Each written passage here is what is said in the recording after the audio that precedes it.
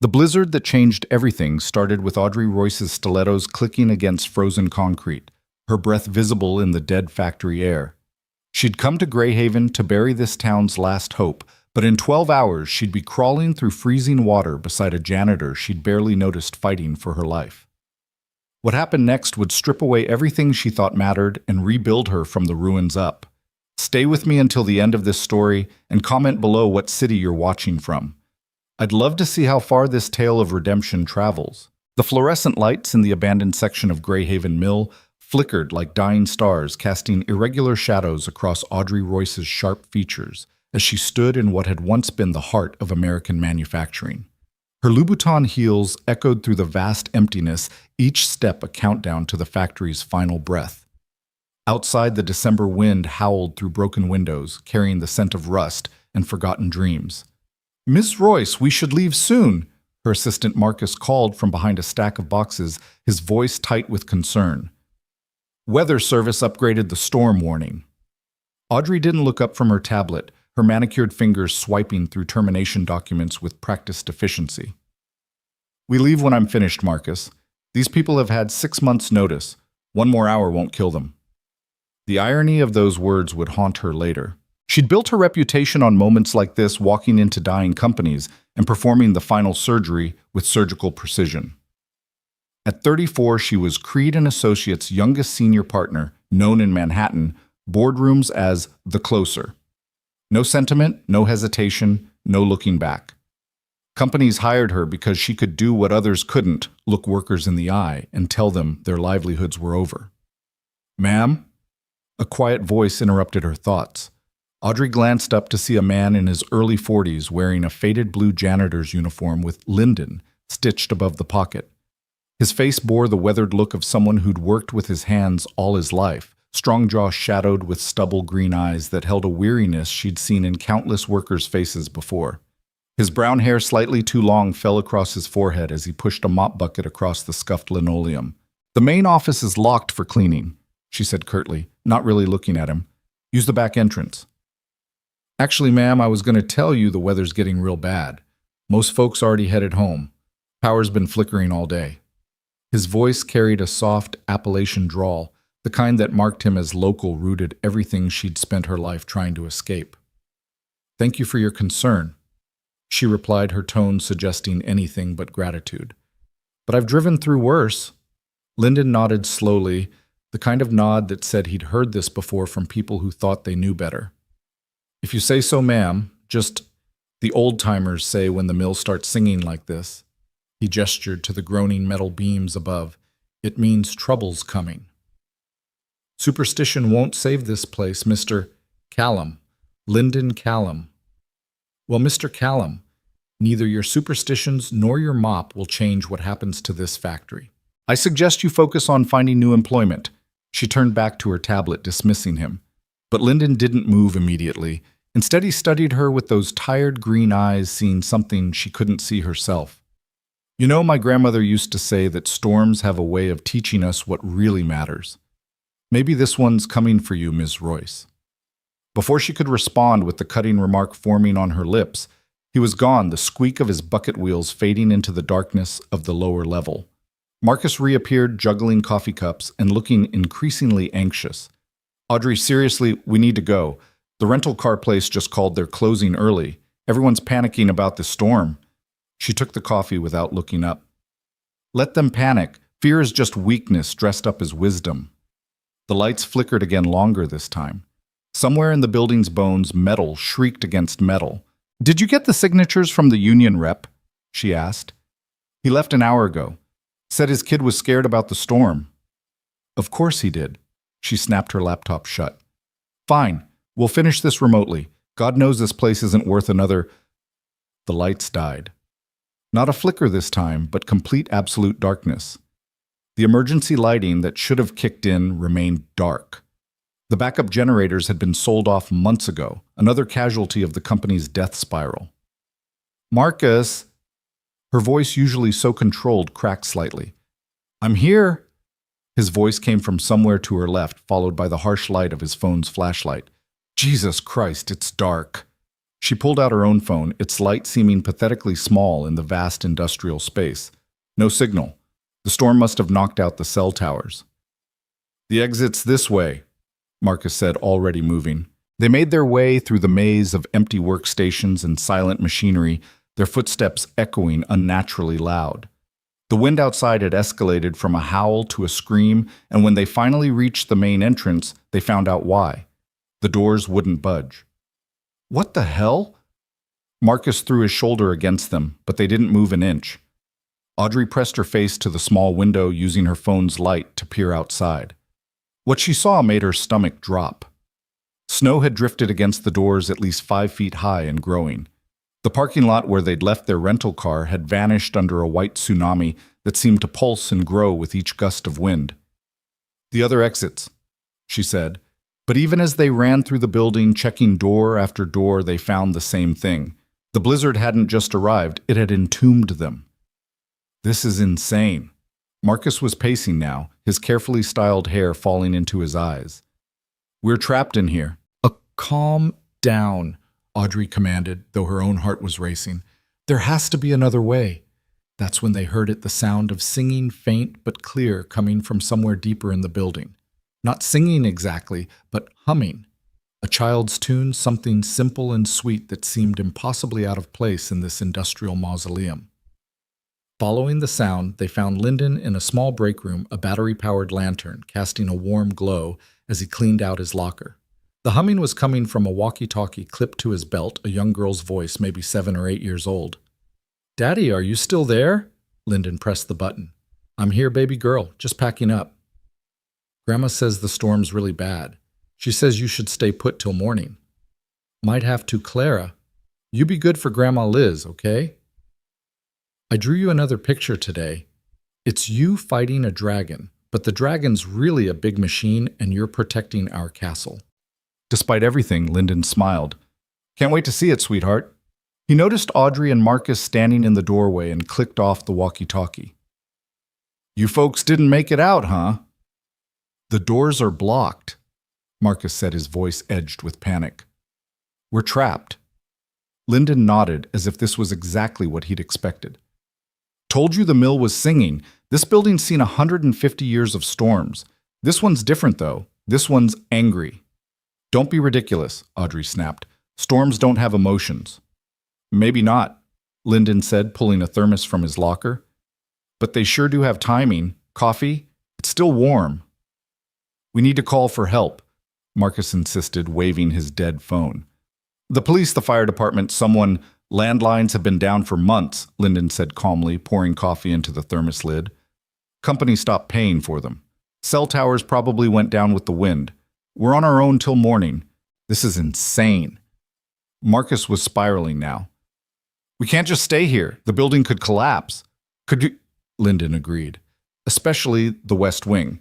Roof's been compromised for years, but this section's solid, built in 1892 back when they made things to last." He offered the coffee to Audrey. She stared at it for a moment, this simple gesture of kindness from a man whose job she was eliminating, then took it with unsteady hands. The warmth was shocking, almost painful against her frozen fingers. "Thank you," she said quietly, the words feeling foreign on her tongue. "There's an old supervisor's office on the 2nd floor," Lyndon continued. "Still has a couch and some blankets, even a little propane heater I've been using during my breaks. It's not much, but it'll keep us alive till morning." "Alive?" Marcus's voice cracked. "You think we might not—" "I think we'll be fine if we're smart about it," Lyndon interrupted gently. "But this storm's not playing around. Temperature's dropping fast. Without power, this place is going to get cold. Real cold." As if to emphasize his point, their breath suddenly became visible in the lantern light. The temperature had dropped at least 10 degrees in the last few minutes. "Follow me," Lyndon said, picking up his lantern. "And stay close. This place is a maze in the dark." They climbed the metal stairs, their footsteps ringing hollow in the darkness. Audrey found herself gripping the railing with both hands, her usual confidence shaken by the complete absence of control. She'd navigated hostile takeovers, faced down boards of directors, but she'd never been truly powerless before.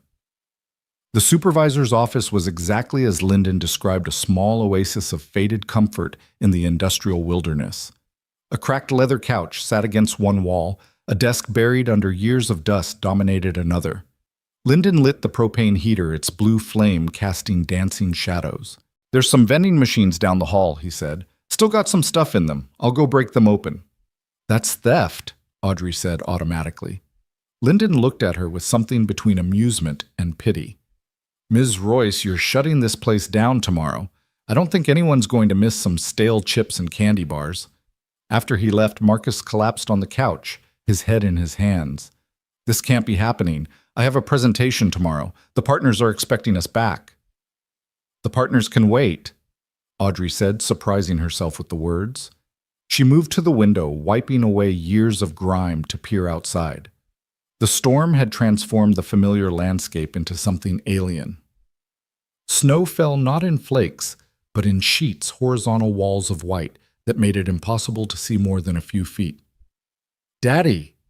The walkie-talkie on Lyndon's belt crackled to life again as he returned with an armful of snacks.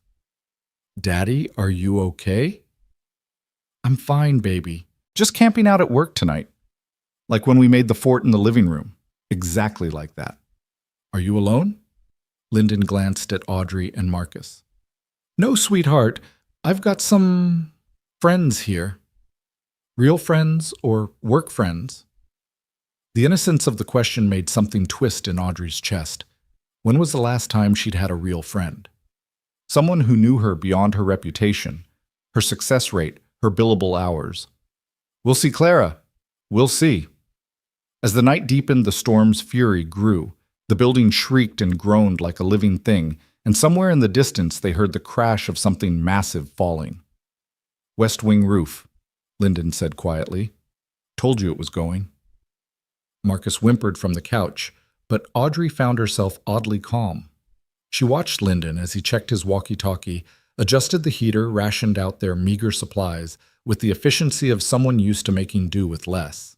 His hands were scarred, she noticed, marked by years of honest work. When was the last time her hands had built something instead of tearing it down? "Can I ask you something?" she said suddenly. Lyndon looked up from where he was arranging blankets on the floor. "Shoot." "Why aren't you angry? I'm literally here to destroy your life, and you're sharing your coffee with me." He was quiet for a long moment, considering. "You're not destroying my life, Ms. Royce. You're just doing your job. My life's that little girl on the walkie-talkie. My life's my grandmother who raised me when my parents died. My life's the memories in these walls, the friends I've made, the work I've done.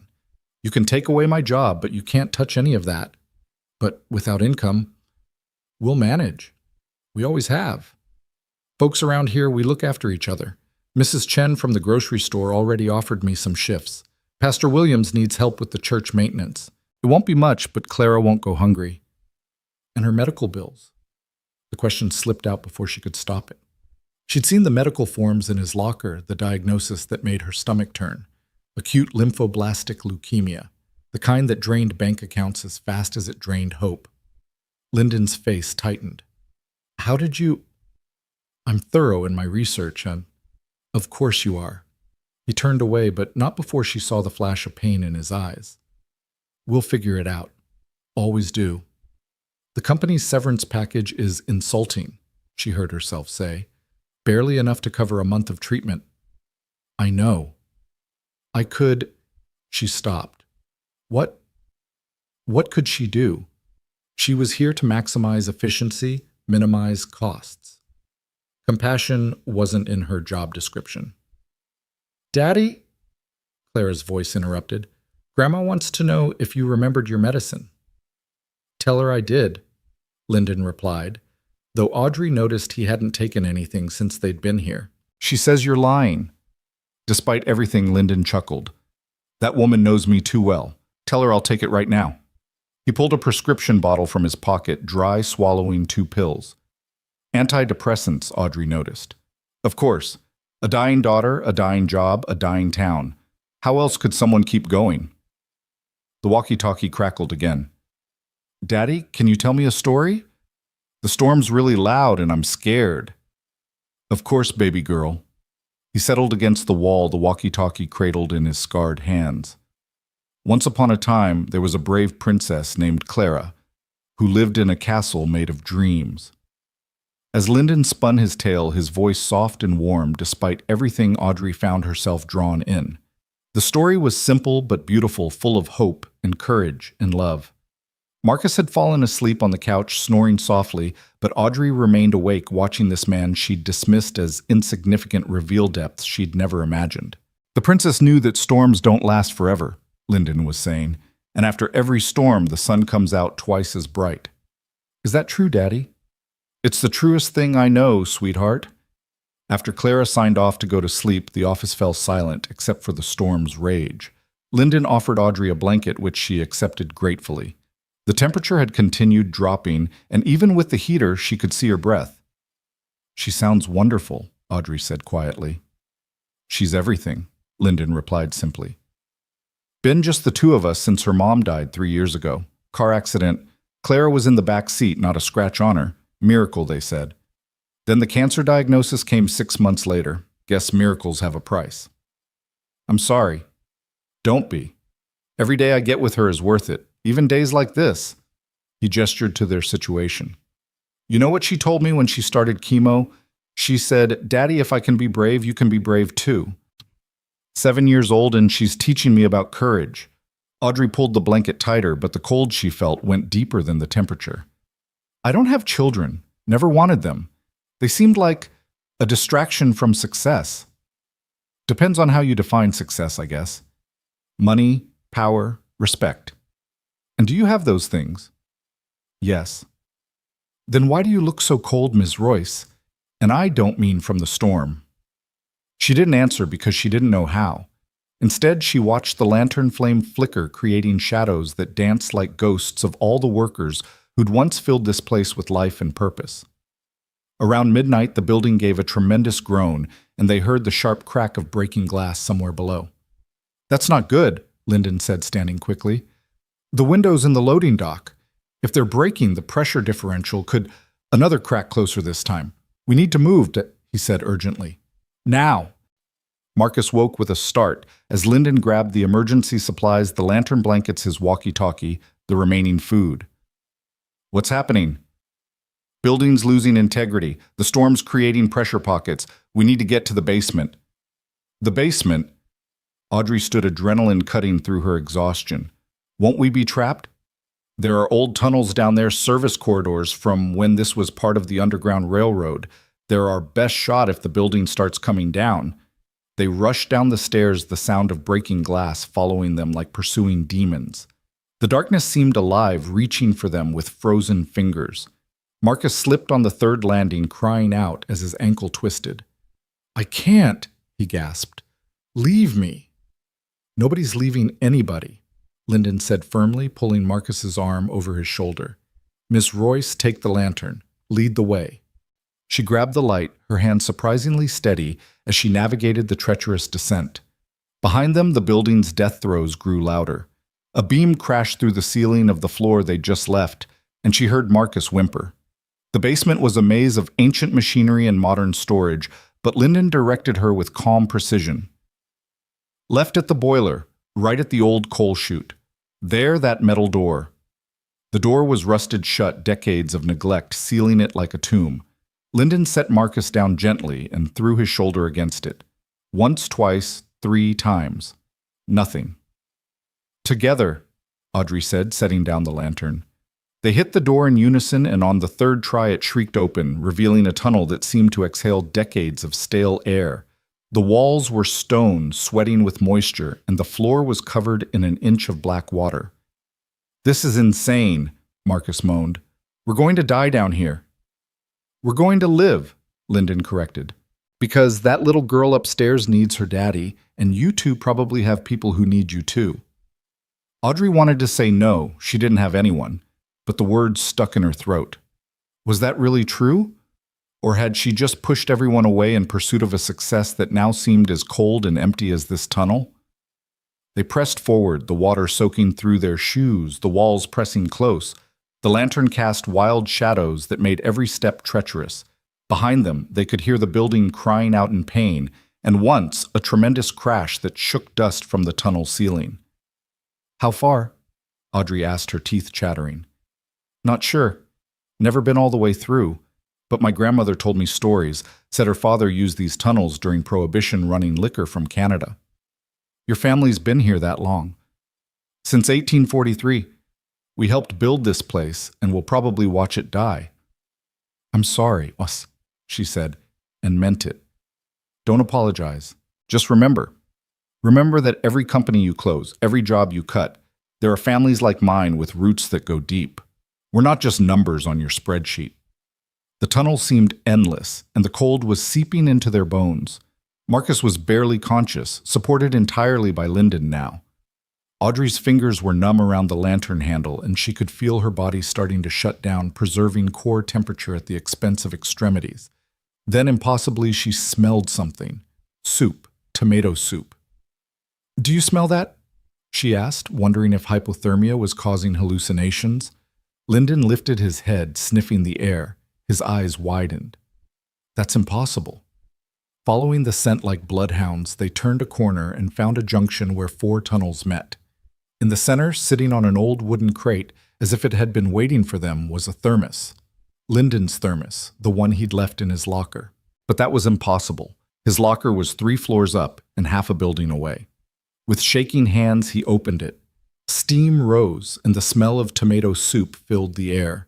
Attached was a note in spidery handwriting. "Lyndon knew you'd end up here. The old ways always work. Follow the left tunnel. Love, Grandma Liz." "How?" Audrey breathed. "My grandmother," Lyndon said, his voice thick with emotion. "She must have. There must be another entrance I don't know about. She's lived here all her life, knows secrets about this place that nobody else does." They passed the thermos around the hot soup, bringing life back to their frozen bodies. Even Marcus rallied his eyes, focusing for the first time in an hour. The left tunnel, as promised, led to a ladder. Ancient iron rungs driven into stone leading up into darkness. Lyndon went first, testing each rung. Audrey followed, then Marcus, who needed both of them to help him climb. At the top, Lyndon pushed against a wooden hatch. It resisted, then gave way with a crash, and suddenly they were breathing fresh air. Snow immediately whipped into their faces, but it was the most beautiful thing Audrey had ever felt. They emerged in what looked like a tool shed about 100 yards from a small house with warm yellow light glowing from its windows. The storm still raged, but the house was a beacon promising warmth and safety. "That's my house," Lyndon said, disbelief in his voice. "That's my house." They struggled through the snow, supporting each other, fighting for every step. The wind tried to knock them down, the cold tried to stop them, but they pressed on. And then the door was opening, and an elderly woman with Lyndon's green eyes was pulling them inside, and a little girl with a pale face but bright smile was throwing herself into Lyndon's arms.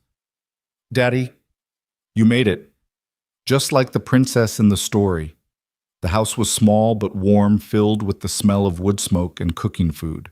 Lyndon's grandmother Elizabeth, she insisted Audrey call her, wrapped them in quilts and forced hot tea into their hands. She checked Marcus's ankle with practiced efficiency, declaring it sprained but not broken. "How did you know?" Audrey asked her. "How did you know about the tunnels?" Elizabeth smiled, her weathered face crinkling.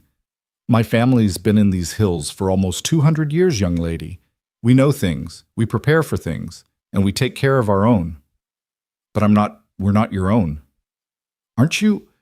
You're here in my home drinking my tea saved by my grandson. That makes you family, at least for tonight."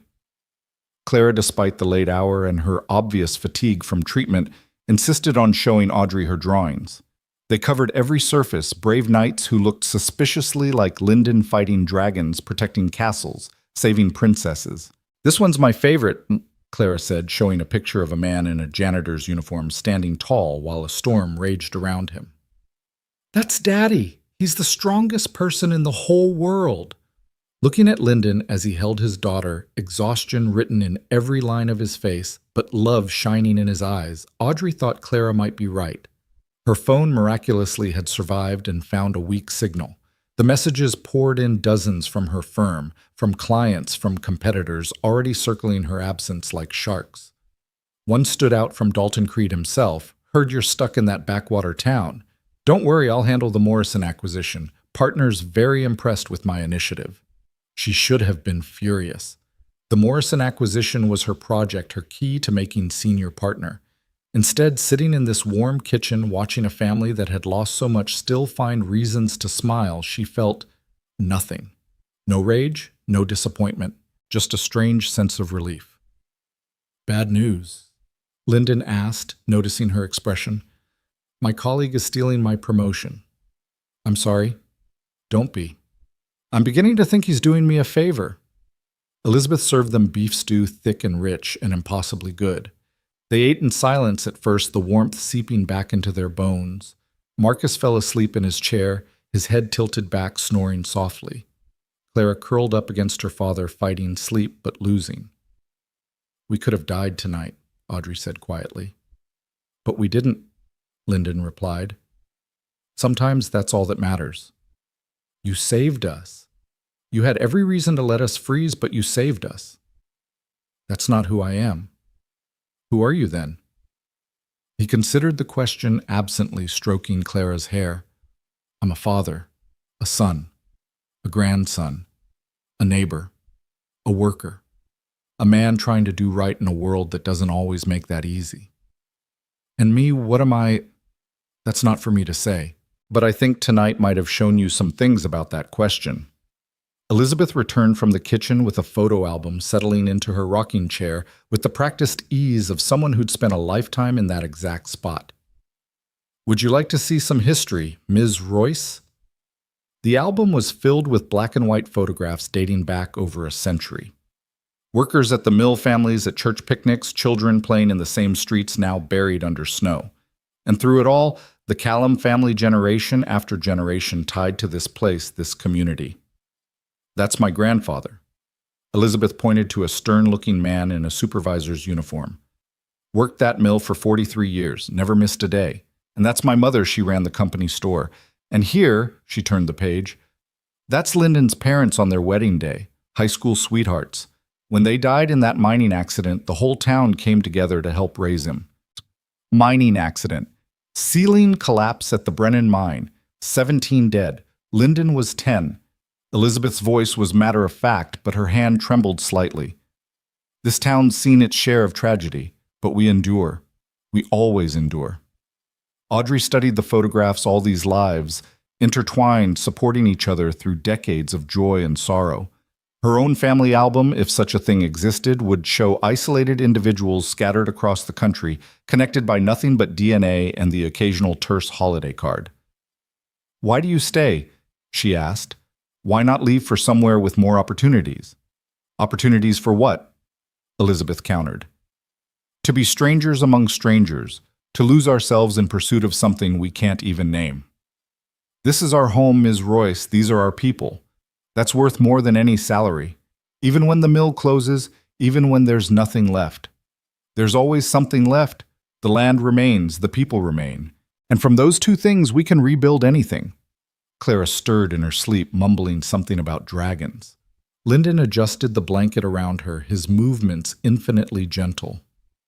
She's getting worse, isn't she? Audrey said quietly. The treatments aren't working as well as we'd hoped. Doctors want to try a new protocol, but insurance won't cover it. Experimental, they say. How much? More than I'll make in 5 years. More than I could borrow if every person in this town emptied their savings. There must be programs, charities. We're on every waiting list, but time. He didn't finish the sentence. Audrey felt something crack inside her chest, some wall she'd built so carefully over years of corporate warfare. This man who'd saved her life couldn't save his daughters. This family that had given everything to their community would lose everything to a disease that didn't care about courage or kindness. Her phone buzzed. Another message from New York, another crisis that seemed suddenly impossibly trivial. She turned it off.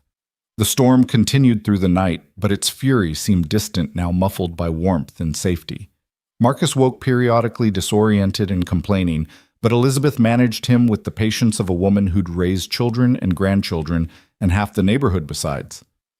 As dawn approached, the wind finally began to die. Audrey stood at the window, watching the first pale light reveal a transformed landscape. The town was buried under feet of snow, but smoke rose from chimneys, and she could see people already beginning to dig out, helping neighbors, checking on the elderly. "It's beautiful," she said, surprised by her own words. "It is Lyndon agreed, joining her at the window. "Different from your New York, I bet." "Like another planet." "Which one do you prefer?" She didn't answer immediately, watching an elderly man help his neighbor clear her driveway. Such a simple act of kindness, yet when was the last time she'd seen anything like it in Manhattan? "I don't know anymore." Clara woke with the dawn, immediately asking if everyone was okay, if the storm was over, if the dragon had been defeated. Despite her pallor, despite the dark circles under her eyes, she radiated a joy that seemed impossible given her circumstances. "Ms. Royce," she said shyly, "would you like to see my treasure box?" The treasure box was a shoebox covered in glitter and stickers filled with what Clara considered precious: a smooth stone from the creek, a bird feather, a photograph of her parents, a hospital bracelet covered in smiley face stickers. From my first treatment, I was brave, and a folded piece of paper. "What's that?" Audrey asked. "My wish list. Daddy says if you write down wishes, sometimes they come true." Against her better judgment, Audrey asked, "What did you wish for?" "To get better, for Daddy to smile more, for the mill to stay open so Daddy can keep his job, and for snow because I love snow." She grinned. "I got one wish already. The innocence of it." The simple faith that writing wishes on paper could change reality made Audrey's throat tight. She thought of her own wishes, all of them centered on money and power and beating the competition. When had she stopped wishing for things that actually mattered? Elizabeth made breakfast pancakes and bacon and eggs, the kind of meal Audrey hadn't eaten in years, too concerned with calories and appearances. But she ate every bite, tasting something in that simple food that no five-star restaurant had ever provided. "The roads should be clear enough by noon," Elizabeth said. "The county boys are good about plowing. You'll be able to get back to your lives." Back to their lives. Audrey's life of hostile takeovers and empty apartments and colleagues who would stab her in the back for a percentage point. Marcus's life of desperation and anxiety and never being quite good enough. Was that really living? Her phone rang. Dalton Creed. "Audrey heard you got caught in that storm. Very dramatic. Anyway, just wanted to let you know I've successfully wrapped up the Morrison deal. The partners are thrilled. Oh, and they've decided to accelerate the Greyhaven closure. We're announcing tomorrow instead of next quarter. Stock price should jump nicely. You're still handling the paperwork, right?" Dalton. "Gotta run. Big celebration lunch with the partners. You understand? Next time, try not to get stuck in the sticks." "Yeah." He hung up before she could respond. She stared at the phone, this device that connected her to a world that suddenly seemed as cold and lifeless as the mill's abandoned floors. "Everything okay?" Lyndon asked. "They're accelerating the closure. Announcing tomorrow. The severance packages will be even smaller because of the early termination clauses." His face went pale, but he managed a resigned nod. "Well, at least we know." "It's not right." Since when has that mattered? She wanted to argue to defend the system she'd spent her career serving, but the words wouldn't come. Because he was right. Right and wrong had never entered the equation, only profit and loss. The sun climbed higher, revealing the storm's full aftermath. Trees down power lines, snapped cars buried, but also people helping people, sharing generators, shoveling walks, checking on neighbors. The mill stood in the distance, partially collapsed, but still standing, a wounded giant refusing to fall. "I should go," Marcus said, testing his wrapped ankle. "See if I can get a rental car, get back to civilization." That word civilization hung in the air like an insult, as if this place, these people were something less than civilized.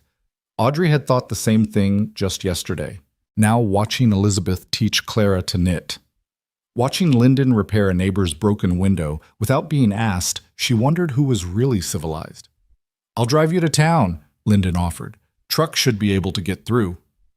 "I'll come too," Audrey said quickly. She needed to see the damage needed to understand what the storm had done to this place she'd come to destroy. The drive through town was a revelation. The storm had been devastating. Roofs, collapsed windows, shattered trees through houses, but everywhere people were working together. The local diner was giving out free coffee and sandwiches. The church had become an emergency shelter. Kids were already building snowmen in yards, their laughter bright against the white landscape. They passed the mill and Linden slowed. The West Wing had completely collapsed, tons of brick and steel, crushed under the weight of snow and wind. But the main building stood damaged but defiant. 150 years, Linden murmured, survived the Civil War, the Depression, 2 world wars.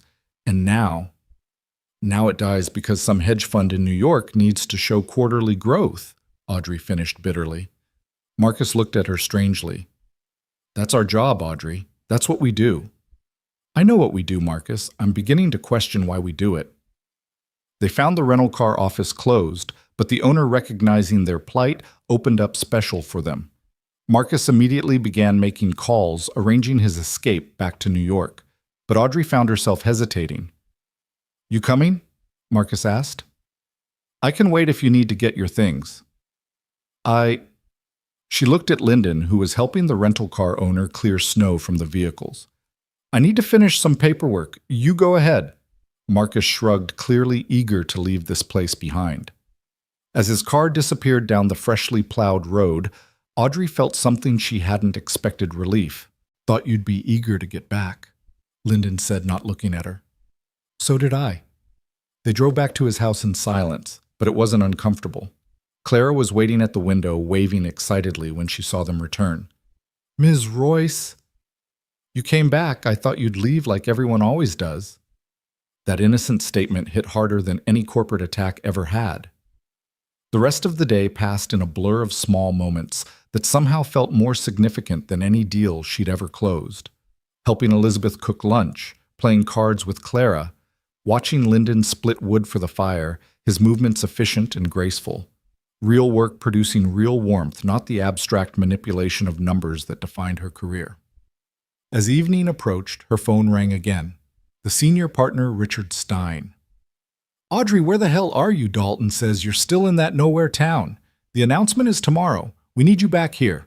Richard, about the severance packages. Already decided, minimum legally required. Stock price projections look fantastic. This is going to be a big win for us. These people have families, medical bills. Not our problem. Jesus, Audrey, don't go soft on me now. You're the closer, remember. This is what you do. What if I don't want to do it anymore? Silence. Then cold and sharp. Then you're done at this firm and every other firm in the city. You know how this works, Audrey. You're either with us or you're nobody. He hung up. She stood there, phone in hand, feeling the weight of the decision crushing down on her. Everything she'd worked for, everything she'd sacrificed, it all came down to this moment. This choice. Daddy, is Ms. Royce okay? Clara's worried voice carried from the living room. I don't know, sweetheart. But suddenly Audrey did know. She knew with a clarity that cut through years of ambition and compromise. She looked at this family that had lost so much but still had everything that mattered.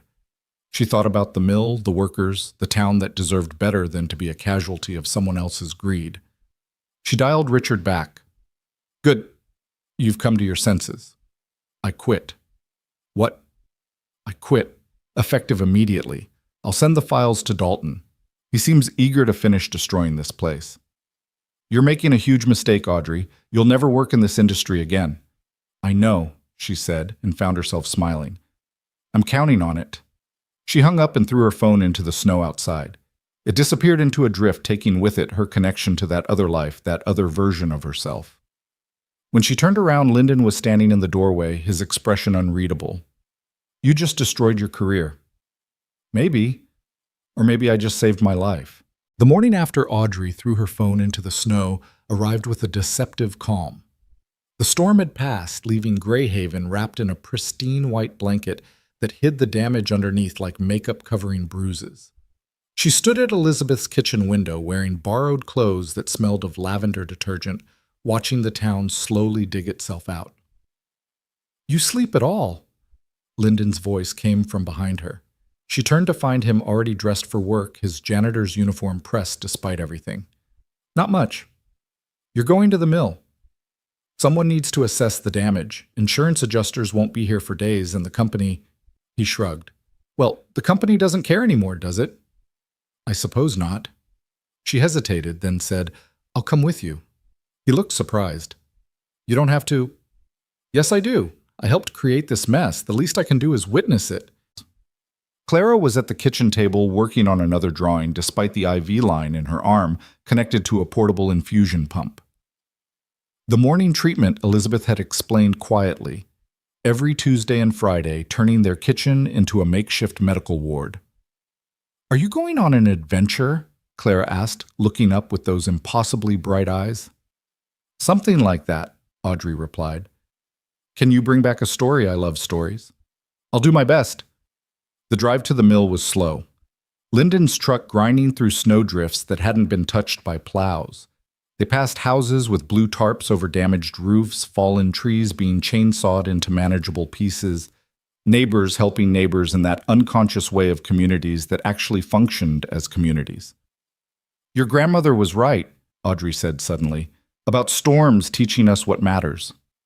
She usually is. Drives me crazy sometimes. Must be nice having someone who's usually right in your life. You don't... She thought about it. I have people who are usually profitable. It's not the same thing. The mill looked worse in daylight.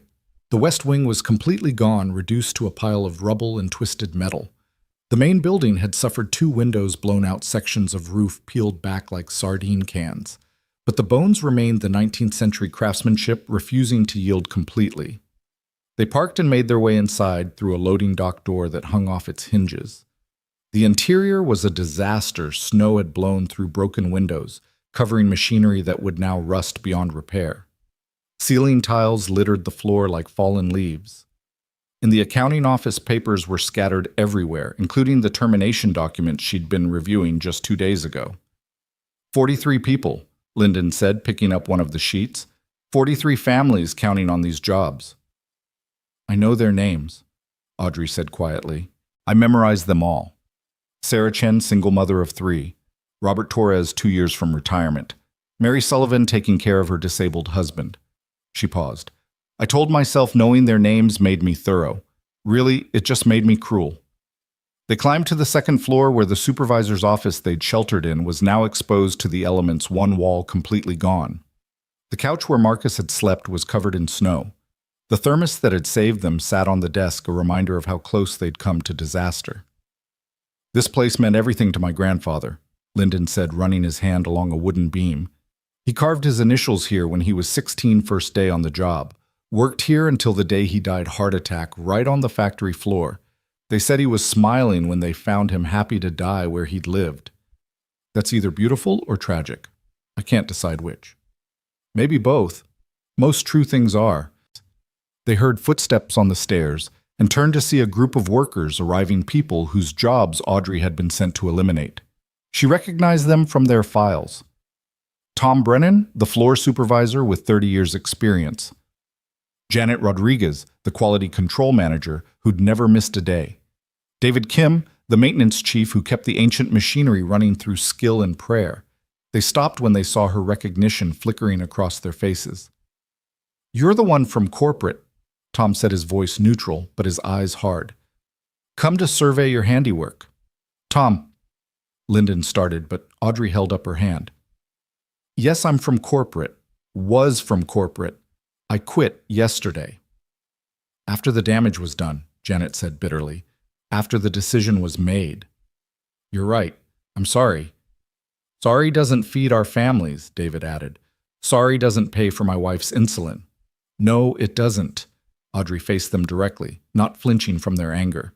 I can't undo what's been done, but maybe I can help figure out what comes next. What comes next is unemployment, Tom said. What comes next is losing our homes. What comes next is watching this town die. Unless we don't let it, Lyndon said quietly. Everyone turned to look at him. He was staring at the exposed machinery, the bones of the mill laid bare by the storm's fury. The building's damaged, but not destroyed. The machinery's mostly intact under the snow. We know this place know how to run it. What if we didn't need corporate... What are you talking about? Janet asked. Worker cooperative. I've been reading about them. Workers own the company, make the decisions, share the profits. There's a textile mill in North Carolina that did it when their parent company abandoned them. They're thriving now. With what money? Tom challenged.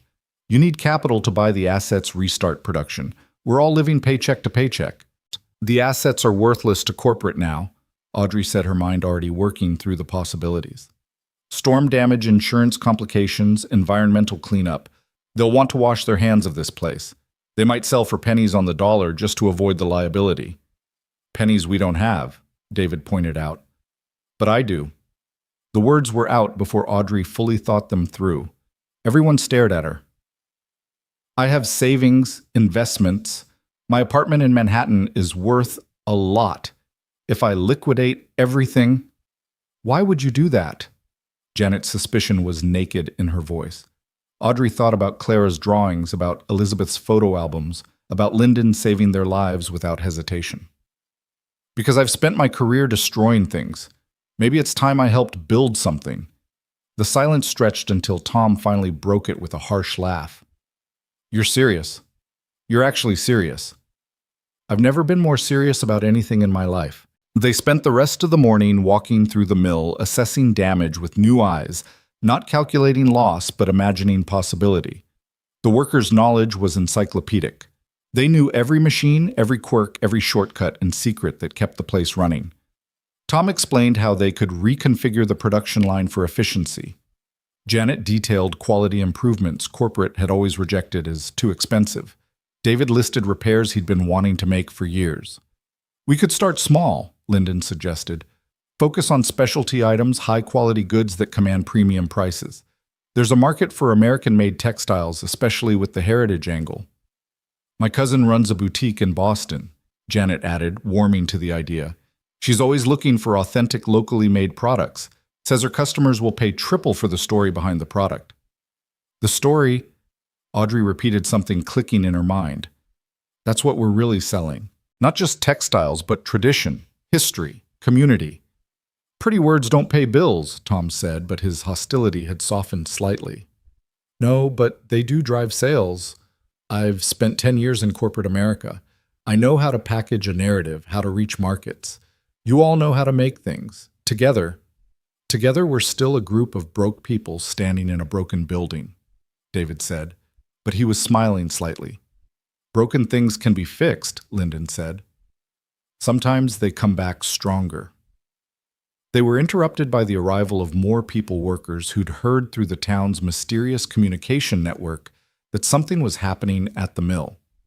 Soon there were 20, then 30, all looking at the damage but also listening as Lyndon and Audrey outlined their insane, impossible, absolutely necessary idea. It would take everything we have, said Mary Sullivan, the woman whose husband was disabled. Every penny of savings, every favor we can call in. The bank won't lend to us, Robert Torres added. He was the one 2 years from retirement, his pension now evaporated. Not for something like this. We don't need the bank, Audrey said.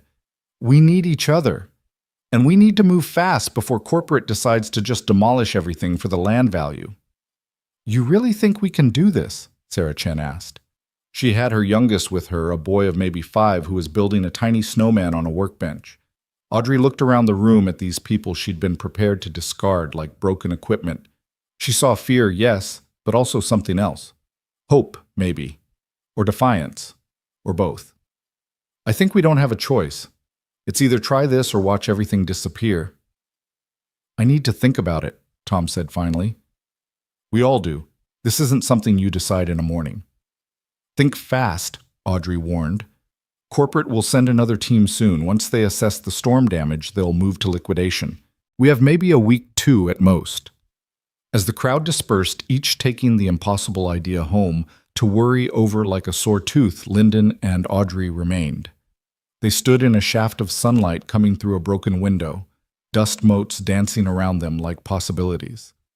You know this is insane, he said, completely. You could lose everything. I already did when I threw that phone in the snow. This is just making it official. Why are you really doing this, Audrey? She thought about all the complex reasons, the guilt and revelation and transformation of the last 48 hours. But in the end, it came down to something simple. Because Clara asked me to bring back a story. I want it to be a good one. They drove back to the house to find Clara having a bad day. The morning treatment had left her nauseated and weak, and she was curled on the couch while Elizabeth read to her from a worn copy of Anne of Green Gables. "How's our princess?" Lyndon asked, kneeling beside her. "The dragon's winning today, Daddy," she said weakly. "But tomorrow I'll be stronger." "I know you will, baby." Audrey watched them, this father and daughter, facing the ultimate unfairness with such grace, and felt her resolve harden. She might not be able to fix Claire's illness, but she could try to fix this one thing: give this family and this town a fighting chance. That evening, Elizabeth made a simple dinner of soup and bread, but the kitchen was full of visitors. Word had spread about the cooperative idea, and people came with questions, concerns, and occasionally cautious excitement. "My grandfather helped build that mill," said elderly Carl Brennan. "I've got some money saved. Not much, but if it would help." "The church could organize fundraisers," offered Pastor Williams. "Bake sales, car washes. Every little bit right." "I know someone at the State Development Office," added Maria Santos, who ran the local diner. "They have grants for worker cooperatives. It's not much, but..." Each offer was small, but together they began to add up to something. Audrey took notes, her mind calculating, strategizing. This wasn't like corporate finance, clean, cold, abstract. This was messy and personal and real. "We'd need at least $200,000 just to start," she said finally. "Purchase the assets, basic repairs, initial materials, operating capital for the first few months." The room went quiet. It might as well have been $2 million for these people. "I can provide $100,000, Audrey said. "Maybe $120 if my apartment sells quickly." "That leaves $80,000, Tom said. He'd arrived halfway through dinner, snow still on his boots. "Might as well be the moon." "Not the moon," Elizabeth said quietly from her chair by the fire. "Just a very tall mountain. And we're mountain people, aren't we?" "What are you saying, Grandma?" Lyndon asked.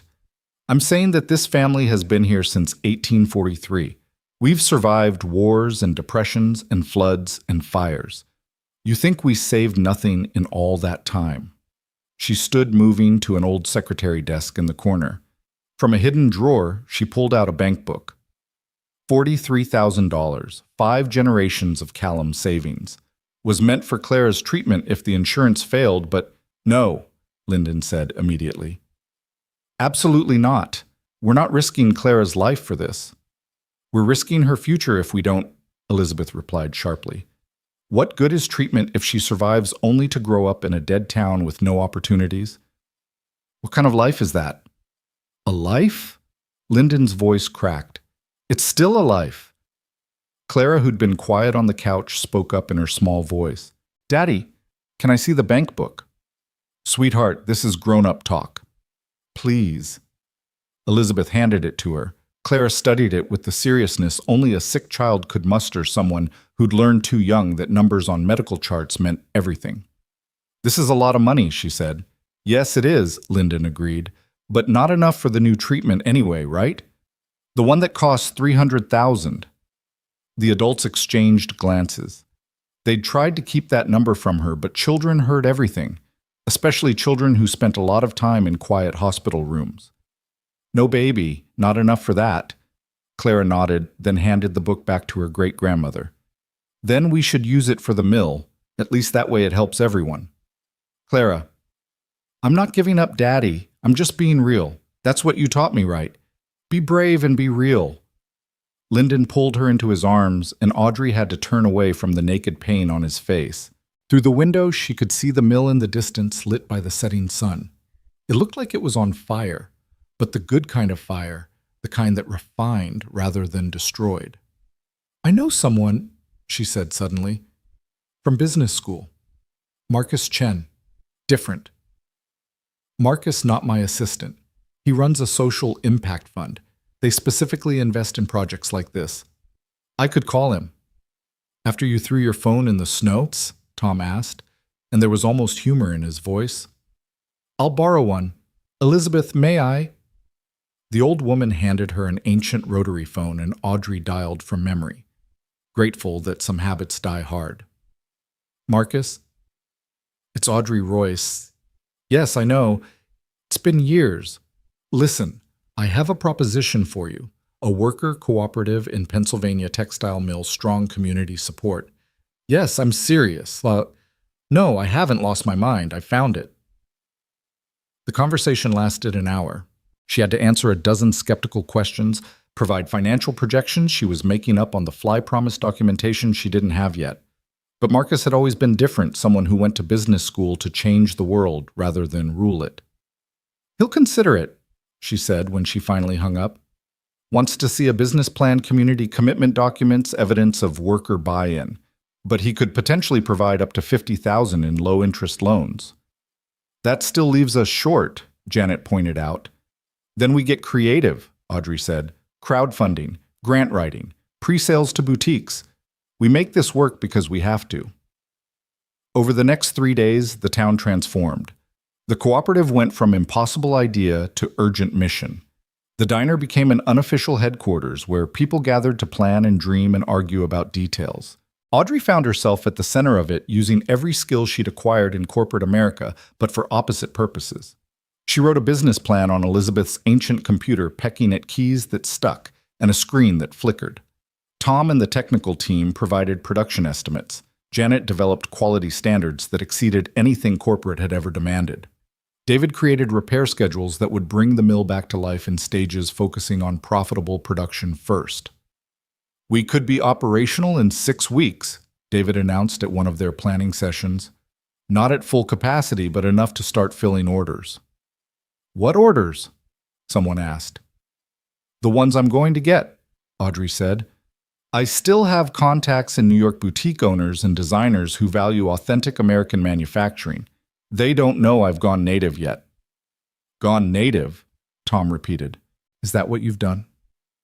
She looked around the room at these people she'd come to destroy, who were now trusting her to help rebuild. At Lyndon, who was juggling Clara's treatment schedule with 18-hour days at the mill. At Elizabeth, who was quietly liquidating a lifetime of savings.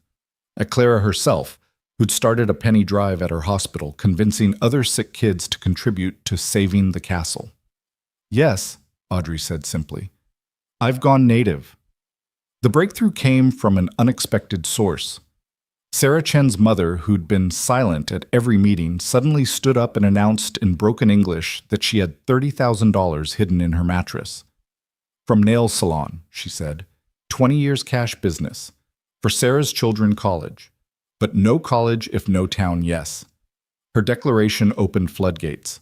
Others came forward with hidden savings, coffee cans buried in backyards, life insurance policies cashed in. The immigrant families were especially generous, perhaps understanding better than anyone what it meant to invest everything in hope. Audrey watched it all with a mixture of awe and shame. These people who had so little were risking everything, while she'd spent her career helping people who had everything take even more. On the 4th day, Marcus Chen called back. I've reviewed your proposal, he said. It's insane. I know. The financials barely work. I know. The market challenges are significant. I know. We'll provide $75,000 in convertible debt, terms to be negotiated but favorable, on one condition. What? You personally oversee the transition, minimum 2-year commitment. Audrey looked out the window at Clara and Lyndon building a snow fort in the yard, their laughter carrying through the glass. 2 years. In New York, she'd never committed to anything for 2 years. Not an apartment, not a relationship, certainly not a mission.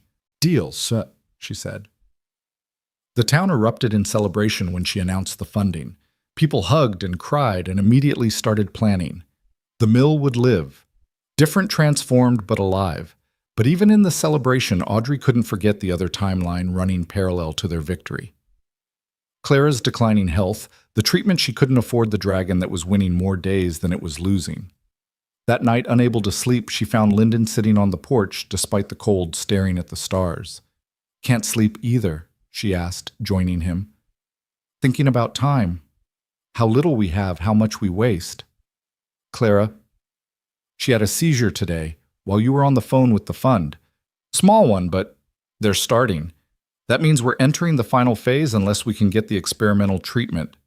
How long? 6 months, maybe 8. They sat in silence, their breath visible in the frigid air. Inside the house was warm and full of life. Outside, the world was frozen and full of endings. I'm going to make some calls, Audrey said, to people I swore I'd never speak to again. There has to be a way. You've already done so much. I haven't done nearly enough. Not yet. She went inside and borrowed Elizabeth's phone, again dialing numbers she'd deleted from her phone months ago, but never from her memory. Former clients, business school classmates, anyone who might have connections to medical charities or pharmaceutical companies. Most didn't answer. Those who did were politely dismissive. Audrey Royce had burned bridges when she quit so dramatically, but she kept calling, each rejection making her more determined. Finally, at 3 a.m, she reached Helena Morrison, wife of the CEO whose acquisition Dalton had stolen. Helena had always liked Audrey, found her refreshingly honest in a world of corporate facades. Audrey, do you have any idea what time it is? I'm sorry, Helena. I wouldn't call if it wasn't important. She explained about Clara, about the treatment, about the impossible cost. Helena listened without interrupting. The Morrison Foundation, Helena said finally. We fund experimental treatments for pediatric cancers. It's Gerald's passion project. His sister died of leukemia when she was 9. Send me the medical records. No promises, but we'll review it. After hanging up, Audrey sat in Elizabeth's kitchen, hope and exhaustion warring in her chest. She thought about the strange path that had led her here, from corporate killer to small-town savior, from destroying a mill to rebuilding it from isolation to something that felt dangerously like family. The next morning brought new challenges. Corporate had sent a new team to assess the damage, led by Dalton Creed himself. He arrived in a black SUV, stepping fastidiously around the slush in his Italian leather shoes. Audrey said, he said when he found her at the mill, surrounded by workers preparing their cooperative proposal. I heard you'd gone native. I had to see it for myself. Hello, Dalton. He looked around with barely concealed disgust. You gave up everything for this, for them. I gave up nothing that mattered. You're delusional. The board will never approve selling to a worker cooperative. They'll demolish this place first. Not if the liability exceeds the land value. I've had David document every environmental issue, every safety violation corporate ignored. The cleanup costs alone, you wouldn't dare. I would. I will. Unless you sell to the cooperative for a fair price. They stared at each other, former colleagues, now on opposite sides of a war Audrey had never imagined fighting. You've lost yourself, Dalton said finally. No, she replied. Looking at Lyndon, teaching Clara to use a level on a partially repaired wall, at Elizabeth organizing the women into a quilting circle that would produce goods for the mill's boutique line, at all these people working together toward something bigger than themselves. I found myself. Dalton left without signing anything, but Audrey knew she'd won. The environmental report alone would cost corporate millions. They'd sell. That afternoon, while helping clear debris from the main floor, Audrey found something that stopped her cold, a time capsule buried in a wall that had collapsed. Inside were photographs and documents from the mill's founding in 1871, including a daguerreotype of the original workers. At the bottom was a letter to those who come after. This mill was built not for profit, but for purpose, to give good work to good people, to build a community that might endure beyond any one of us. If you're reading this, the mill still stands. Honor what it was by making it what it needs to be. The threads we spin connect past to future. Do not let them break. She showed it to Lyndon, who read it twice before speaking. It's like they knew, he said, like they were writing to us. Maybe every generation faces this choice: preserve or profit, community or capital. Which did you always choose before? You know which. And now? She looked at him, this man who'd saved her life in more ways than one, and felt something shift in her chest, tectonic plates of the heart rearranging themselves. Now I choose this. Clara appeared, moving slowly but steadily, carrying a hammer that was almost as big as she was. Miss Audrey, can you help me? I want to put my drawing up in the new office. The drawing showed all of them, her family, the workers, and Audrey herself standing in front of a restored mill with a rainbow overhead. At the bottom, in careful childish letters, she'd written, "The castle stands." It's perfect, Audrey set her throat tight. Let's find the best spot. As they worked together to hang the picture, Audrey's borrowed phone rang. It was Helena Morrison. The Foundation reviewed Clara's case. We're approving full funding for the experimental treatment. The team at Children's Hospital of Philadelphia is expecting you next week. Audrey's legs nearly gave out. She handed the phone to Lyndon, unable to speak. His face went through a journey of emotions as he listened: disbelief, joy, gratitude, and finally tears.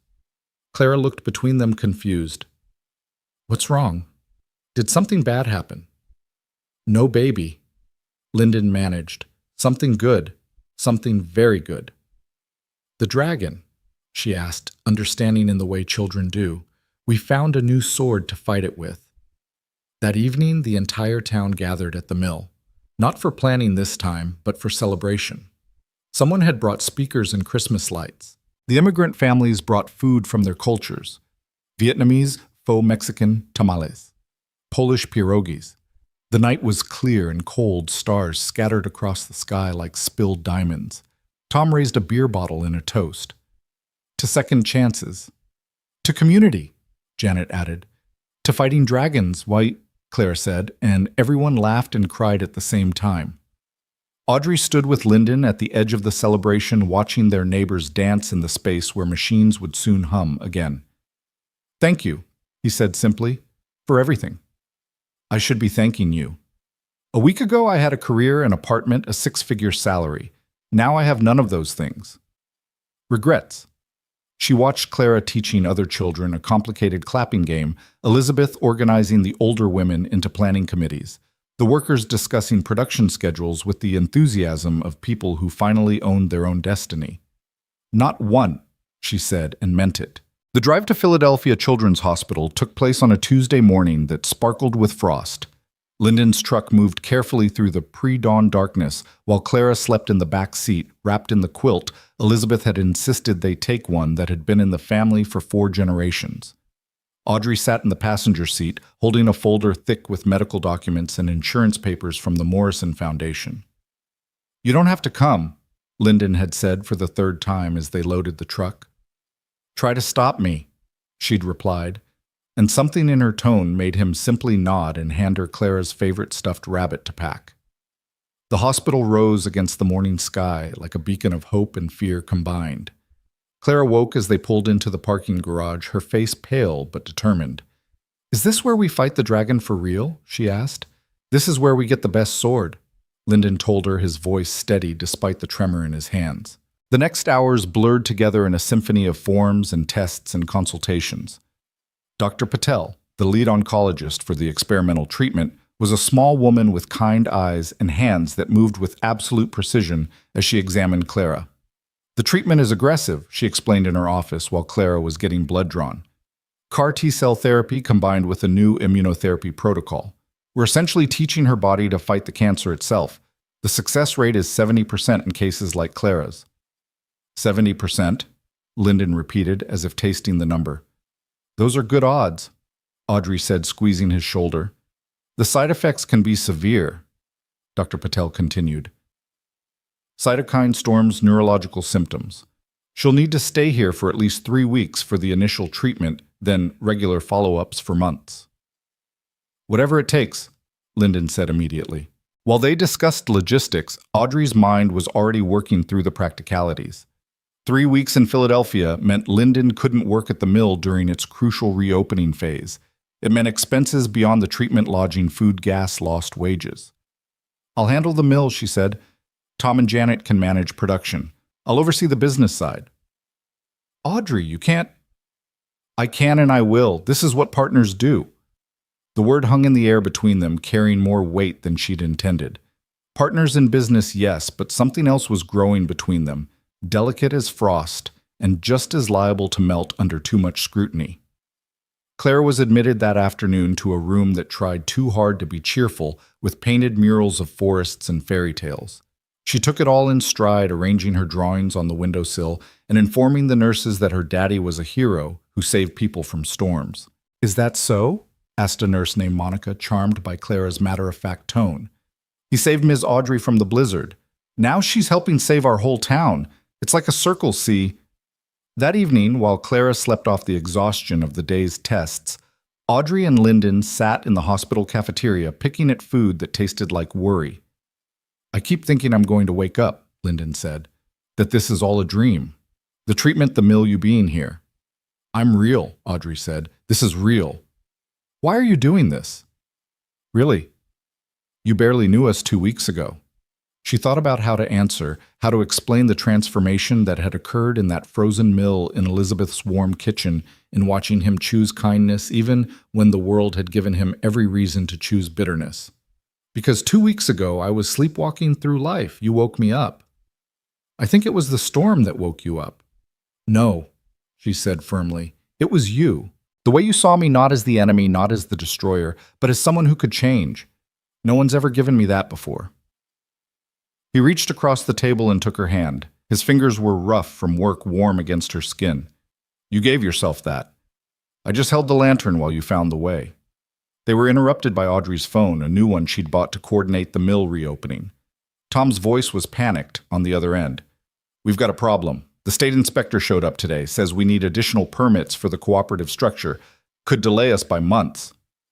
Put him on speaker at tomorrow's meeting, Audrey said, her corporate instincts kicking in. I'll handle it remotely. How? He seems pretty set on following every regulation to the letter. Then we'll follow them faster than he's ever seen. Send me all the paperwork tonight. I'll have it completed by morning. She spent that night in the hospital's family lounge laptop open, navigating bureaucracy with the same intensity she'd once used to destroy companies. By dawn, she'd completed 17 forms, scheduled 3 inspections, and found a loophole that would allow them to begin limited production while waiting for final approvals. Clara's treatment began that morning. They wheeled her away at 8 o'clock sharp, and Lyndon aged 10 years in the 3 hours she was gone. Audrey sat with him in the waiting room, not speaking, just present. Sometimes that was all you could do, be present for someone else's unbearable moments. When Clara came back groggy but smiling, she asked if they'd gotten the dragon. First round, the doctor said. The dragon's going to fight back, but we're ready for it. And fight back it did. By the 3rd day, Clara was fevering as her body reacted to the treatment. She shook with chills, then burned with heat. Lyndon never left her side, reading stories, singing songs, applying cool cloths to her forehead. Daddy, she said during a lucid moment, if I don't get better... You will, he said firmly. But if I don't promise you'll still help the mill, promise you'll be happy. Clara. Promise. I promise, baby, but you're going to get better. You're the strongest person I know. Stronger than the dragon. So much stronger. Audrey watched from the doorway, her heart breaking and rebuilding itself simultaneously. She'd sat through $1,000 dinners and $1 million deals, but she'd never witnessed anything as valuable as this, a father's love distilled to its purest form. On the 4th day, while Clara slept, Lyndon finally agreed to take a break. Audrey drove him to a nearby park, where they walked among bare trees and winter-quiet paths. I can't lose her, he said suddenly. She's all I have left of Marie. Tell me about her. Marie. She was...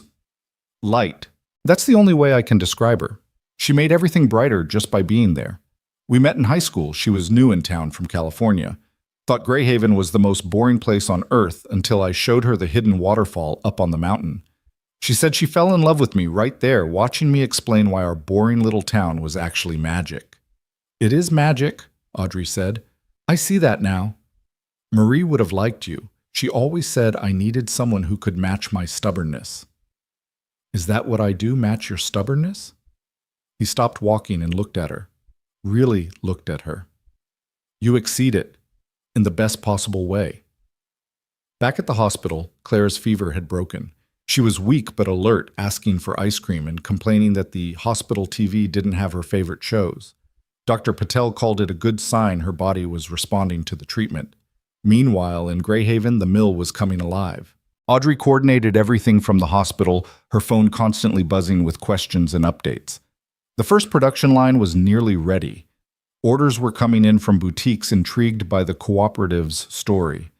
The local news had picked up the tale, and suddenly everyone wanted to know about the town that had saved itself. You're doing it, Lyndon said one evening, watching her juggle 3 different calls about shipping logistics. We're doing it, she corrected. All of us. But you're the one making it work. You're the bridge between what we know and what we need to learn. Then let me teach you, she said. So you don't need a bridge anymore. They spent the following evenings going over business plans, financial projections, marketing strategies. Lyndon was a quick learner, his practical intelligence absorbing concepts that would have taken MBAs months to grasp. Clara, feeling better each day, would add her own observations. You should make something with unicorns, she suggested seriously. Everyone loves unicorns. Unicorns it is, Audrey agreed, making a note. Limited edition unicorn pattern fabric. We'll call it the Clara Collection. Really? Really? Clara beamed, then grew serious. Ms. Audrey, are you going to stay? After the mill is fixed and I'm better. It was the question Audrey had been avoiding, the one that lurked beneath every plan and projection. Her commitment to Marcus Chen's fund was for 2 years, but what then? Back to New York, to another life of hostile takeovers and empty victories. I don't know, she said honestly. Would you want me to? Yes, Clara said immediately. Daddy smiles more when you're around, and Grandma Liz says you're good for us. She does. She says you're like a grafted branch on an old tree, different, but making the whole thing stronger. From the mouths of babes, Audrey thought, or in this case, from the mouths of wise grandmothers speaking through brave children. The second week of treatment was harder. Clara developed what Dr. Patel called cytokine release syndrome, her immune system overreacting to the therapy. She spiked fevers that had nurses running her small body shaking with rigors that made Lyndon weep in the hallway where she couldn't see. This is normal, Dr. Patel assured them. It means the treatment is working. Her body is fighting. Normal had never seemed so terrifying. Audrey found herself praying for the first time since childhood, not to any specific god, but to whatever force might be listening. Let her live. Let this brave, bright child live. On the worst night, when Clara's temperature hit 104 and she was delirious talking to people who weren't there, Audrey held Lyndon in the family lounge while he sobbed. I can't do this, he said against her shoulder. I'm not strong enough. You are, she said firmly. You're the strongest man I know, and you're not doing it alone. I'm here. The whole town is here in spirit. We're all fighting this dragon with you. He pulled back to look at her, his eyes red and swollen. Why does it feel like you've always been here, like you were meant to find us in that storm? Maybe I was, she said and kissed him. It wasn't a romantic movie kiss, nothing choreographed or perfect. It was desperate and sad and hopeful, all at once, tasting of hospital coffee and tears. It was two people finding each other in the midst of potential loss, holding on to whatever light they could find. I'm falling in love with you, he said when they broke apart. I shouldn't not now, not with everything so uncertain, but I am. Good, she said, because I'm falling in love with you too. Have been since you shared your thermos in that freezing mill. They sat together through the night, taking turns checking on Clara, watching her fight her impossible battle with a courage that humbled them both. By morning, her fever had broken again. She opened her eyes and asked for orange juice and her drawing pad. The dragon's getting tired, she announced with certainty. I can feel it. Dr. Patel confirmed that the treatment was working. Clara's white blood cell counts were improving. The cancer markers were dropping. We're not out of the woods, she warned, but we're on the right path. The third week brought stability and even moments of joy. Clara was able to walk the halls, her IV pole decorated with ribbons she'd made from medical tape. She befriended other children on the ward, organizing a parade of pediatric patients that had the nurses laughing and crying simultaneously. During this time, news came from Greyhaven that lifted everyone's spirits. The first production run had been completed successfully. Tom sent a video of fabric rolling off the line workers cheering as each yard passed inspection. The quality was exceptional, exceeding even the boutique's high standards. We did it, Janet said over video call. First order shipped today, 12 more in the queue. That's my mill, Clara shouted at the phone. That's my daddy's work. But the best news came from an unexpected source. Dalton Creed called Audrey personally, his voice tight with barely controlled anger. The board approved the sale, he said. Congratulations, you've won. We've won, Audrey corrected. Don't expect any favors in the future. You're persona non grata in corporate circles. I wasn't expecting to return to those circles. Then what are you expecting Audrey to play small-town savior forever? You'll be bored within a year. She looked through the window at Lyndon and Clara working on a puzzle together, their heads bent close, occasionally laughing at something only they understood. I don't think I will, she said, and hung up. The sale terms were better than they'd hoped. The environmental liability had scared corporate badly. The cooperative would own the mill outright within 5 years, with payments structured to match projected revenues. It was still a risk, but a manageable one. Clara was discharged on a Thursday morning that felt like the first day of spring despite the February date. She walked out on her own, 2 feet weak, but determined, carrying a certificate from the nurses declaring her bravest dragon fighter in Philadelphia. The drive home was quiet, all of them exhausted from 3 weeks of battle. But as they crested the hill above Greyhaven and saw the mill in the distance, smoke rising from its stack for the first time in months, Clara let out a whoop of joy. It's alive! The castle is alive! The entire town seemed to be waiting at Lyndon's house. Elizabeth had organized a welcome home party, complete with banners and Clara's favorite foods. The child was passed from arm to arm, everyone needing to verify for themselves that she was really there, really improving. You did it, Elizabeth said to Audrey privately. You brought them both home. The treatment brought Clara home. I'm not talking about the treatment. Lyndon's been lost since Marie died. Functioning, yes, but not living. You brought him back to life. He did the same for me. Elizabeth smiled, the knowing smile of a woman who'd seen enough of life to recognize the real thing when it appeared. Then you're even. That's a good place to start. The next days were a whirlwind of activity. Clara had to return to Philadelphia weekly for follow-up treatments, but these were outpatient visits manageable with planning. The mill was hiring back workers, training them not just as employees but as owners. Audrey conducted workshops on financial literacy, helping everyone understand what it meant to be part of a cooperative. When we profit, you profit, she explained at one session. When we grow, you decide how. This isn't just a job anymore, it's your business. Our business, Tom corrected. You're one of us now whether you like it or not. She did like it, more than she'd ever thought possible. The work was harder than anything she'd done in Manhattan. Longer hours, smaller rewards, constant challenges.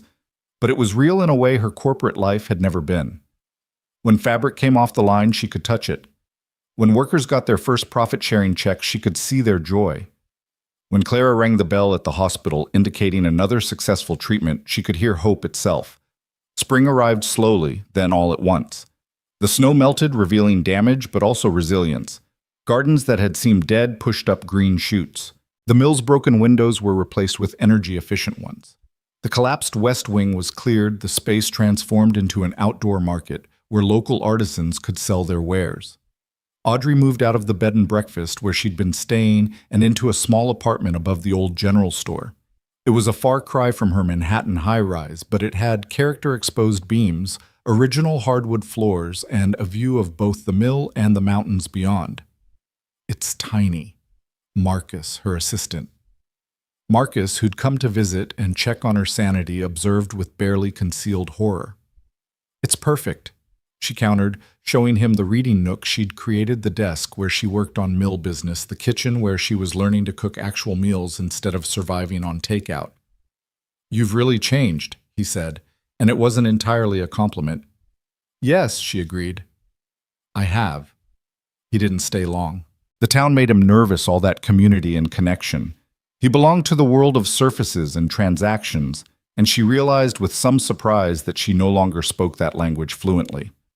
The Clara collection launched in April, featuring fabric printed with unicorns drawn by Clara herself. It sold out within a week. Orders poured in from boutiques across the country, all wanting to be part of the story, the mill saved by its workers, the child who fought cancer and won the corporate executive who chose community over career. We're going to need to expand, Janet said at a planning meeting. This is more demand than we can meet with current capacity. Then we expand carefully, Audrey said. We don't sacrifice quality for quantity. We don't forget who we are in pursuit of who we could be. It was a lesson she'd learned the hard way, and she was determined not to let the cooperative repeat her mistakes. Clara's health continued to improve. By May, her scans were clear, no evidence of disease. Dr. Patel called it a complete response, though she warned they'd need to monitor for years to be sure. "The dragon's gone," Claire announced to anyone who would listen. "We beat it with science and love and everyone helping." "That's exactly how we beat it." Lyndon agreed, his arm around Audrey as they watched Clara play in the yard with other children, her energy returning bit by bit. They were together now officially, though in a small town, nothing had ever been unofficial. Everyone had seen it coming before they had Elizabeth most of all. "About time," she'd said when Lyndon told her. "I was beginning to think I'd have to lock you two in a room until you figured it out." Their relationship was built on shared struggle and mutual respect, on long discussions about the mill's future and quiet evenings reading while Clara drew. It wasn't the whirlwind romance of movies, but something deeper, more rooted. "I never expected this," Audrey told him one night as they sat on the porch watching fireflies dance in the humid air. "Any of it. The mill, the town, you and Clara." Disappointed. Grateful. Grateful beyond words. He pulled her closer and she rested her head on his shoulder, feeling the solid strength of him, the steady heartbeat that had become her favorite sound. "Clara asked me something yesterday," he said. "She wanted to know if you were going to be her new mom." Audrey's breath caught. "What did you tell her?" "I told her that was something we all had to decide together when the time was right, but that whatever happened, you weren't going anywhere." "No," she agreed. "I'm not going anywhere." The mill's first year as a cooperative exceeded all projections. They paid back the initial loans, distributed profits to worker owners, and even created an emergency fund for families facing medical crises. The model attracted attention from other dying industrial towns, and Audrey found herself consulting, helping other communities attempt their own resurrections. "You're becoming famous," Lyndon teased after she was featured in a major business magazine article titled "The Executive Who Chose Main Street Over Wall Street." "Infamous, more like it. My old colleagues think I've lost my mind." "Have you?" She looked around the mill office, now bright and clean and humming with activity. Through the window, she could see Clara helping Elizabeth in the garden they'd planted on the site of the collapsed wing. Tom and Janet were arguing good-naturedly about production schedules. The sound of machinery was no longer death rattles, but life songs. "No," she said. "I found it." Summer brought the first Greyhaven Festival in 5 years, celebrating the mill's rebirth and Clara's recovery. The whole town transformed, bunting across Main Street, food trucks in the park, local bands on a makeshift stage. The mill offered tours showing visitors how American textile manufacturing could thrive with the right model. Audrey found herself at the center of it all, coordinating vendors, managing logistics skills from her corporate life repurposed for community building. But the best moment came when Clara took the stage to thank everyone who'd helped save both her and the mill. "Sometimes bad things happen," she said in her clear child's voice, "like storms and sickness and mills closing. But if people help each other, good things can come from bad things, like Miss Audrey coming to our town, like my daddy smiling again, like all of you having jobs you own instead of jobs someone can take away." The crowd erupted in applause, and Audrey felt tears streaming down her face. This 7-year-old understood more about economics and community than she'd learned in business school. As the sun set over the festival, painting the sky in shades of pink and gold, Lyndon found Audrey standing alone by the mill, just watching it all. "Penny, for your thoughts." "Just thinking about storms," she said. "How that blizzard was the worst and best thing that ever happened to me." Elizabeth would say it was meant to be, that the storm came to teach us all something. "What did it teach you?" He was quiet for a moment, considering. "That sometimes you have to lose everything to understand what everything really means. That strength isn't about standing alone, but standing together. That love isn't a luxury, but a necessity. And that janitors can save CEOs. Former CEOs," he corrected with a smile. "And yes, that too." Clara ran up to them, sparklers in both hands, her face glowing with health and happiness. "Look, Mr. Tom gave me fire sticks." "Carefully, baby," Lyndon warned, but he was laughing. "I'm always careful, except when I'm brave." She danced away, trailing light through the gathering darkness, and Audrey thought she'd never seen anything more beautiful than this child who'd faced death and chosen joy, this man who'd lost everything and chosen hope, this town that had been abandoned and chosen to save itself. "Marry me," she said suddenly. Lyndon turned to stare at her. "What?" "Marry me. Here in this town with these people in the shadow of this mill we saved together." "Audrey, I know it's fast. I know we should probably wait, be sensible, make 5-year plans. But I've spent my whole life being sensible, and it led me away from everything that mattered. I don't want to waste any more time. You know what you're signing up for, small town life. A ready-made family workers meetings instead of board meetings. I know exactly what I'm signing up for.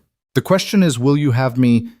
Instead of answering, he kissed her there in the middle of the festival with the whole town watching, and the cheer that went up could probably be heard in Philadelphia. "Is that a yes?" she asked when they broke apart. "That's a—" "Clara already picked out her dress, and Elizabeth has been planning the menu for weeks," he said. "So yes, absolutely yes." They married in September when the leaves were just beginning to turn, and Clara's latest scans showed continued remission. The ceremony was held at the mill, of course, with the entire town in attendance. Audrey wore her grandmother's dress hastily shipped from storage, altered by the mill's seamstresses. Lyndon wore his father's suit, carefully preserved by Elizabeth for just such an occasion. Clara served as both flower girl and best girl, distributing petals and rings with equal seriousness. Tom walked Audrey down the aisle, grumbling about his allergies when tears appeared. Elizabeth officiated, having gotten certified online specifically for this purpose. "You came here to close this mill," Elizabeth said during the ceremony. "Instead, you opened your heart. You came to end something, and instead you began everything. That's the mystery of love. It transforms destruction into creation, endings into beginnings." When they kissed, sealing their union. The mill whistle blew for the first time in years, a sound that echoed off the mountains and seemed to say, "We survive, we endure, we thrive." The reception was a potluck affair, everyone contributing something, the tables groaning under the weight of community love made edible. There were speeches that went too long, and jokes that weren't quite funny, and children running everywhere, and it was perfect in its imperfection. "No regrets?" Lyndon asked as they danced to a local band's enthusiastic, if slightly off-key, rendition of their chosen song. "Only one," Audrey said. "I wish it hadn't taken a blizzard to bring me here." "But it did," Claire interrupted, dancing between them. "And that's what makes it a good story. The storm, and the dragon, and the castle, and now the happily ever after." "Is that what this is?" Audrey asked, lifting Clara into their dance. "Happily ever after." "No," Clara said, with the wisdom of a child who'd learned too young that nothing is permanent. "It's happily right now, and now, and now, and if we're lucky, lots and lots of nows." As the stars came out over Greyhaven, over the mill that wouldn't die and the people who wouldn't give up, Audrey thought Clara was right. No promises of forever, just this moment, these people, this choice to build rather than destroy. The closer had become the opener, opening hearts and possibilities and futures that hadn't existed before a storm taught her what really mattered. The first winter after their wedding arrived, gentler than the one that had brought them together, but it still carried challenges that tested their newfound stability. Audrey stood in the mill office, now properly heated and organized, reviewing orders that should have made her happy. Instead, she frowned at the numbers, a familiar unease creeping up her spine. "That's your worried face," Lyndon observed from the doorway, coffee in hand. "What's wrong?" "Nothing's wrong? That's what's wrong." She turned the laptop screen toward him. "Orders are up 40%. The boutiques want exclusive lines. There's a major retailer interested in carrying our products nationwide. And this is bad because I've seen this before. Success becomes expansion, becomes overreach, becomes collapse. It's the American business cycle, and I helped perpetuate it for years." Lyndon set down the coffee and pulled up a chair beside her. Marriage had taught them to read each other's anxieties like familiar maps. "But we're different. We're cooperative. We make decisions together. Do we, or do we just follow my lead because I'm the one with the business degree?" It was a fair question, one that had been lurking beneath their success. The workers trusted Audrey, but sometimes that trust felt too automatic, too deferential. She'd left the corporate world, but had she really left its hierarchies behind? "Let's call a meeting," Lyndon suggested. "Full cooperative. Put everything on the table." The meeting that night was contentious in a way their gatherings hadn't been before. Success, it turned out, was harder to navigate than crisis. Tom wanted to accept every order, maximize profit while they could. Janet worried about quality suffering if they grew too fast. David insisted they needed equipment upgrades before any expansion. The newer workers hired as the cooperative grew felt their voices weren't being heard equally with the founding members.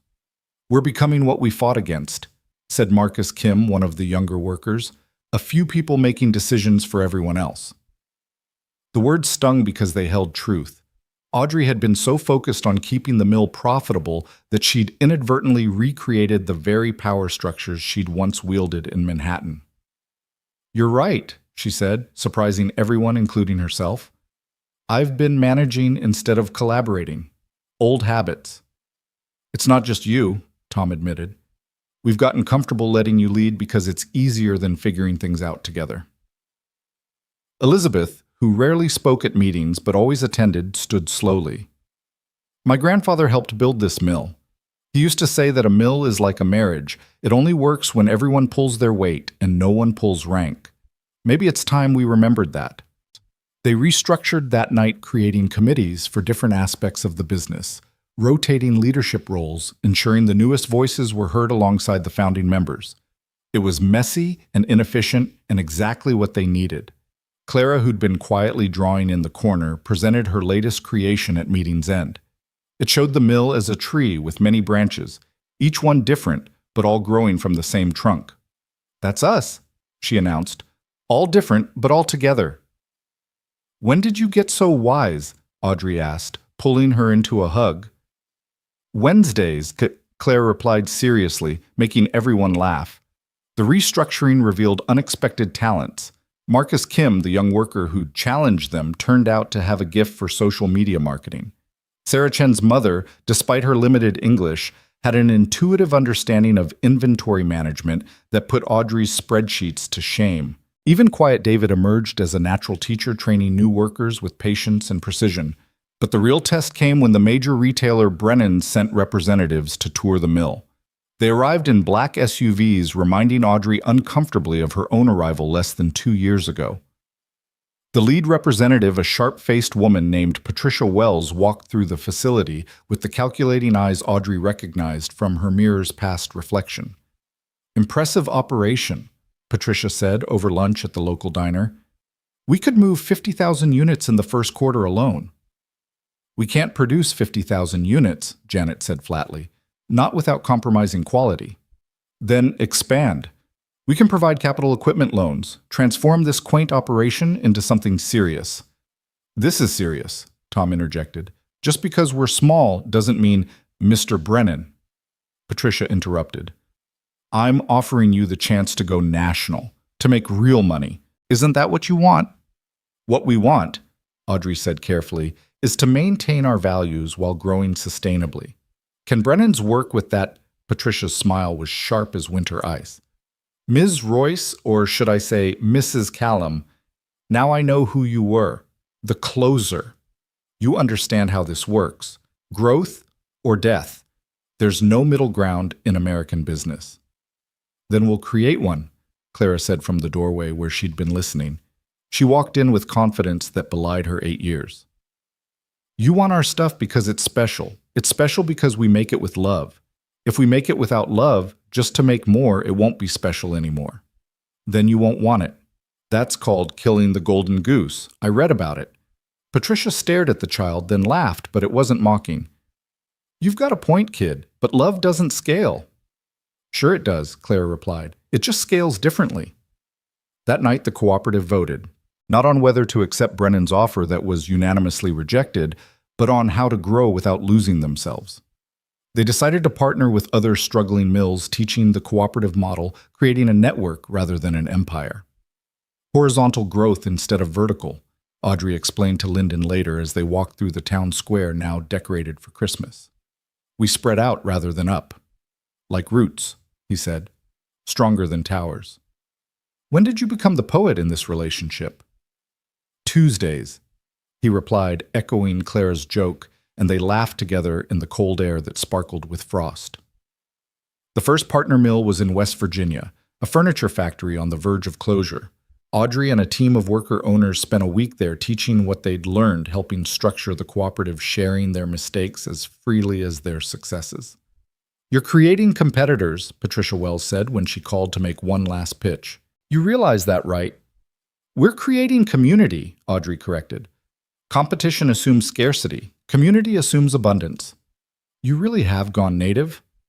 The best thing that ever happened to me. Clara's health remained stable through the winter, her quarterly scans showing no return of the dragon, as she called it. But in February, during a routine checkup, Dr. Patel found something concerning. It's not cancer, she said quickly, seeing their faces, but Clara's immune system is still recovering from the treatment. There's an infection in her lungs. Treatable, but it needs aggressive antibiotics. Hospital stay probably 2 weeks. The drive back to Philadelphia was quiet, Clara. Between them in the truck's front seat, they'd removed the center console to make room for 3, holding both their hands. I'm not scared, she announced. We beat the dragon. This is just a cold. A cold with attitude, Lyndon agreed, but his knuckles were white on the steering wheel. The hospital stay stretched to 3 weeks when Clara developed a reaction to the first antibiotic. Audrey and Lyndon took turns at her bedside, one always with Clara, while the other managed the mill remotely. The cooperative stepped up, handling daily operations without them proving the resilience of the structure they'd built. It was during the 3rd week late at night, while Clara slept and Lyndon dozed in the chair, that Audrey felt the first flutter. She placed her hand on her stomach, wondering if she'd imagined it. Then it came again, butterfly wings from within. She was pregnant. They'd talked about it, of course. Clara wanted siblings had been drawing pictures of babies for months. But with Clara's health still fragile and the mill still finding its footing, they'd decided to wait. Life apparently had other plans. She didn't tell Lyndon that night or the next. Clara needed their full attention as she fought the infection. But when Clara finally turned the corner, when her laughter returned and she started complaining about hospital food, Audrey knew it was time. I have something to tell you both, she said one evening as they watched the sunset from Clara's room, about our family. Are we getting a dog? Clara asked immediately. I've been very responsible with my medications. I deserve a dog. Not a dog, a baby. The silence stretched for 3 heartbeats. Then Clara shrieked with joy and Lyndon's face went through a symphony of emotions, shock, fear, wonder, and finally, incandescent happiness. When, he managed, October if my math is right. A Halloween baby, Clara exclaimed. That's perfect. We can dress it up as a pumpkin. It, Lyndon laughed. The baby is not an it. It is until we know if it's a brother or sister, Clara said practically. Then more quietly. The baby won't get sick like me, will it? No, sweetheart, Audrey assured her. Your illness isn't genetic. The baby will be fine. Good, because I'm going to teach it everything. How to draw dragons and fight storms and save mills. They brought Clara home on a Thursday that felt like spring's first whisper.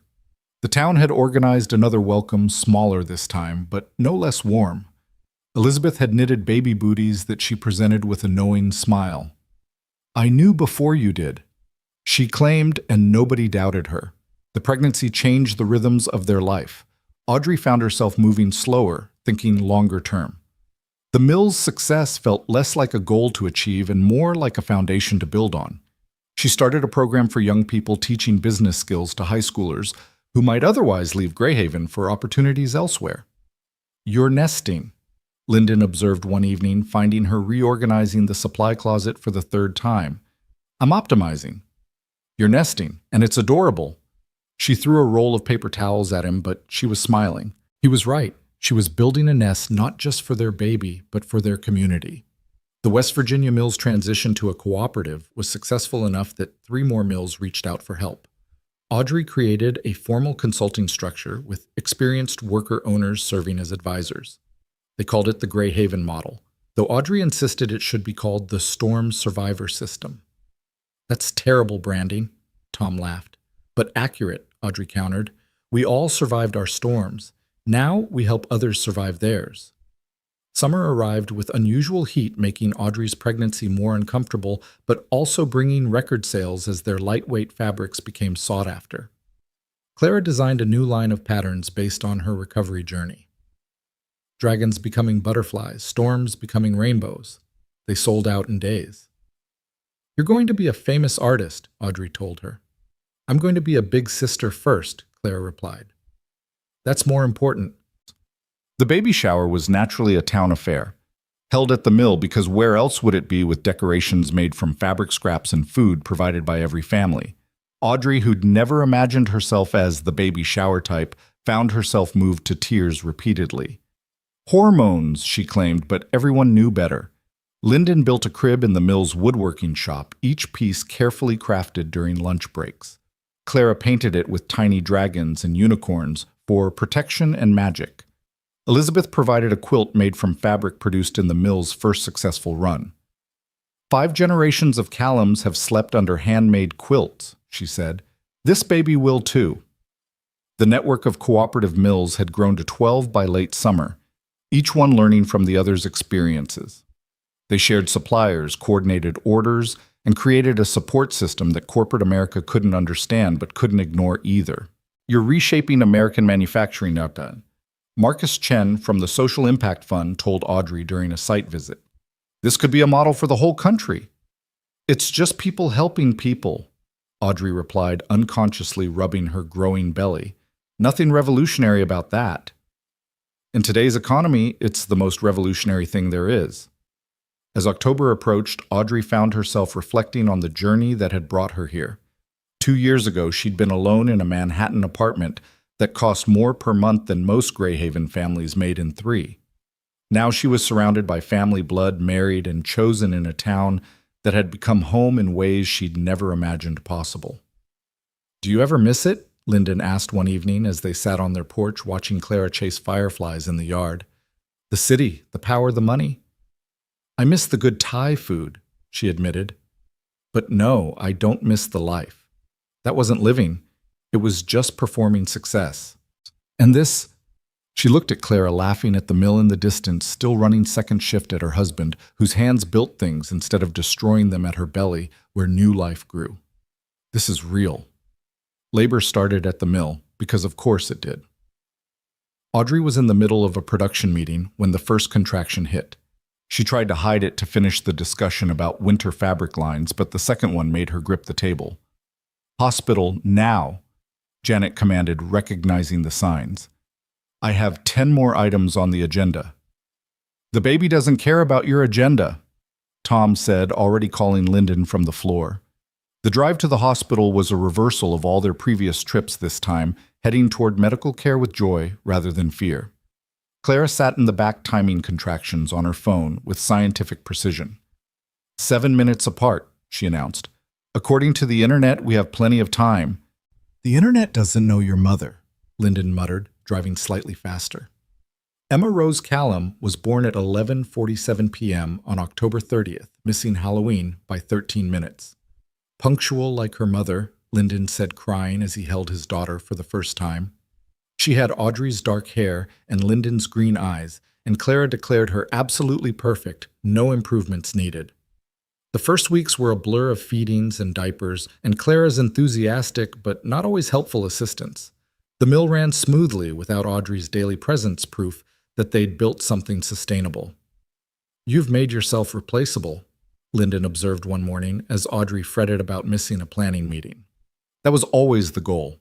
No one should be irreplaceable. That's how you build something that lasts. Very wise for someone operating on 2 hours of sleep. "I'm full of surprises." Emma's baptism, held at the mill because tradition was tradition, brought together everyone who'd been part of their journey. Workers who'd almost lost everything, town members who'd invested their savings, the doctors who'd saved Clara, even Marcus Chen from the fund, and surprisingly, Helena Morrison. "I had to see it for myself," Helena said, looking around the transformed mill. "Gerald didn't believe me when I told him what you'd built here." "It's not just what I built." "I know. That's what makes it remarkable."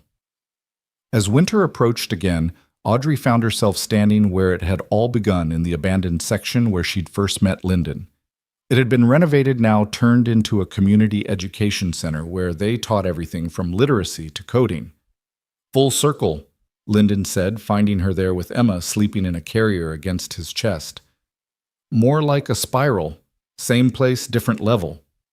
Still getting philosophical on me. Must be Thursday."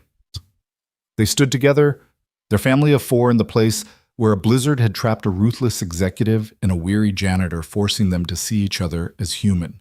The storm had passed, but its lessons remained. "Mom," Clara called from the main floor. "The news people are here. They want to film our story." And another news crew, another version of their tale. But Audrey didn't mind anymore. Let them tell the story of the mill that refused to die, the town that saved itself, the executive who chose community over career. Maybe it would inspire other towns, other mills, other executives to choose differently. "Ready?" Lyndon asked. "Always," Audrey replied, and meant it. They walked toward the lights and cameras, but Audrey's mind was on darker days and colder nights, on a thermos of soup that had saved their lives, and a child's drawings that had saved their souls. The blizzard that had brought them together was just memory now, but its gift, the understanding that success meant survival together, rather than profit alone, would last generations. "Mrs. Callum," the reporter began, "you gave up a successful corporate career to save this mill. Any regrets?" Audrey looked at her husband, her daughters, her workers who were also owners, her community that was also family. Through the window, she could see snow beginning to fall, gentle this time, like a benediction. "Just one," she said. "I wish I'd found my way here sooner." But even that wasn't true. The storm had come exactly when it needed to, teaching its lessons to people ready to learn them. Clara had been right all those months ago. It wasn't about happily ever after. It was about happily right now and now. And now each moment building on the last, like fabric coming off the loom, separate threads creating something whole. The interview continued, but Audrey's attention drifted to Emma, stirring in Lyndon's arms, to Clara demonstrating her drawings for the camera, to the steady hum of machinery that sang of purpose rather than profit. She'd come to this town to end something, but instead she'd begun everything that mattered. The reporter asked about future plans, about growth strategies and market projections. Audrey gave the expected answers about sustainable development and cooperative expansion, but her real plans were simpler. Raise her daughters in a place that valued people over profit. Love her husband who'd taught her what strength really meant, and help other communities discover that they too could save themselves. "One last question," the reporter said. "What would you tell other executives considering a similar path?" Audrey thought about all the complicated answers she could give about economic models and social responsibility. But in the end, she said simply, "Sometimes you have to get trapped in a storm to discover you've been lost in the sunshine. And sometimes a janitor with a thermos of soup knows more about wealth than any CEO." The reporter looked confused, but Lyndon squeezed her hand, understanding perfectly. Clara added, "She means love is better than money," with the confidence of a child who'd learned this truth through trials no child should face. As the news crew packed up and the workday continued around them, Audrey stood with her family in the mill that had become their castle, saved not by knights or magic, but by ordinary people choosing extraordinary courage. Through the window, the snow continued falling, but inside was warm and bright and full of the sound of productive work and Emma's baby laughter and Clara's endless questions and Lyndon's steady presence. "Home," Audrey said quietly, the word containing multitudes. "Home," Lyndon agreed and kissed her as Clara made exaggerated gagging noises, and Emma gurgled and the mill hummed its eternal song of transformation thread into fabric strangers, into family and endings, into beginnings. The storm had passed, but what it had created would endure for generations, a testament to the truth that sometimes destruction is just creation, wearing a disguise, waiting for someone brave enough to see through the devastation to the possibility beyond. And in Greyhaven, Pennsylvania, in a mill that refused to die, surrounded by people who refused to give up, Audrey Royce. Callum finally understood what success really meant. It wasn't about closing deals or climbing ladders. It was about opening hearts and building bridges. It was about choosing connection over competition, community over capital. It was about coming in from the cold to find warmth you didn't know you were seeking, and discovering that home isn't a place, but a choice you make every day to show up for the people who show up for you. The blizzard had taught her this. Lyndon had shown her this, Clara had proven this, and now Emma would grow up knowing this as surely as she knew her own name. The mill would continue. The town would thrive. And somewhere in another dying town with another closing factory, someone would hear their story and think, if they could do it, so can we. This was Audrey's true legacy, not the companies she'd closed, but the communities she'd helped open to their own possibility. As the family walked through the mill toward home, workers calling out greetings and updates, Audrey felt the rightness of it all settle into her bones. She'd traveled so far to arrive exactly where she needed to be carried by a storm that had seemed like disaster but had actually been deliverance. 3 years had passed since Emma's birth, and the mill now employed twice as many workers as before its resurrection. Audrey stood in what had once been the collapsed West Wing, now transformed into a state-of-the-art training center where young people learned both traditional textile skills and modern business management. Through the floor-to-ceiling windows, a deliberate choice to flood the space with light, she could see Emma toddling after Clara in the memorial garden they'd planted for all the workers who'd built their lives around this place. Ms. Audrey, a young voice interrupted her thoughts. She turned to find Miguel Santos Maria's grandson holding a portfolio with nervous hands. At 19, he was part of the first generation to grow up seeing the mill not as a dying giant but as a living proof of possibility. It's just Audrey Miguel, you know that. My grandmother says I should show respect, he said, but smiled. I finished the designs for the heritage line you suggested. She reviewed his sketches. Modern interpretations of traditional patterns found in the mill's archives, each one telling a story of the families who'd worked here. His talent was undeniable, raw, but authentic, exactly what their younger customer base craved. These are extraordinary, Sus, she said, watching his face light up. Clara's going to have competition as our lead designer. Nobody competes with Clara, he laughed. She's already planning the spring collection, and she's only 11. 11. Audrey could barely reconcile the number with the tiny girl who'd fought dragons in a hospital bed. Clara had grown tall like her father, with her mother's fierce determination and a wisdom earned too young but worn with grace. Her latest scans remained clear, 5 years cancer-free, though they'd never stop watching, never stop holding their breath at each appointment. Mama! Emma's voice carried through the window. Mama, look... Audrey moved to the window to see her youngest daughter standing triumphant atop a small hill of mulch arms spread wide like she'd conquered Everest. Lyndon was nearby pretending to be a dragon that Clara was valiantly fighting off with a stick sword, their laughter echoing across the grounds.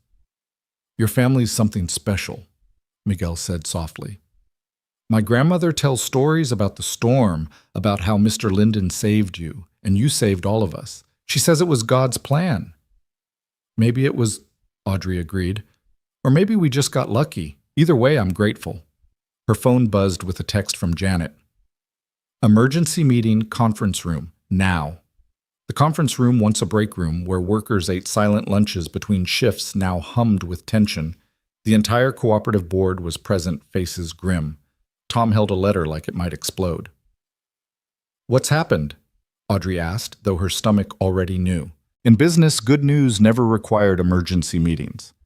Brennan's is back, Tom said. But this time they're not trying to partner with us. They're opening their own facility, 20 miles away, automated production. They're offering our workers double wages to jump ship. The room erupted in angry voices.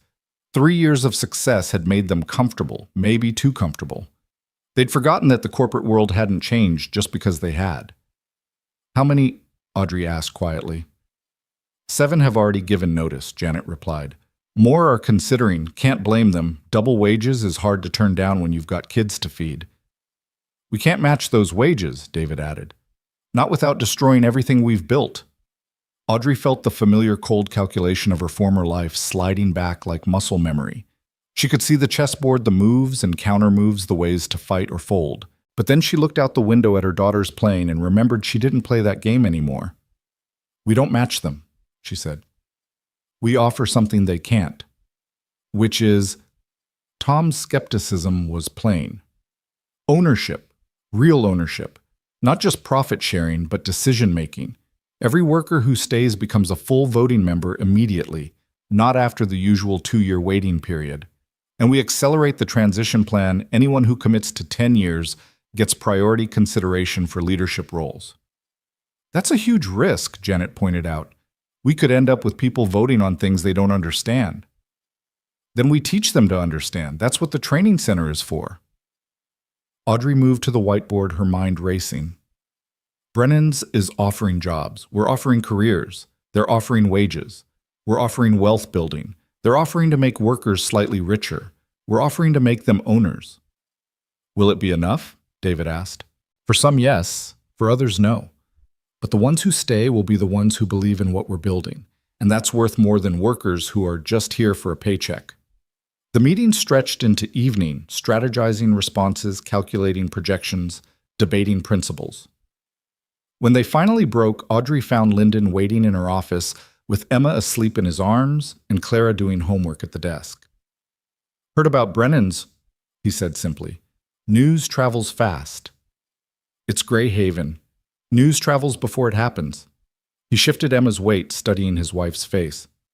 You're not worried. I'm terrified, she admitted. But not of losing, of becoming them in order to beat them. Clara looked up from her math. Mom, you could never become them. You know why?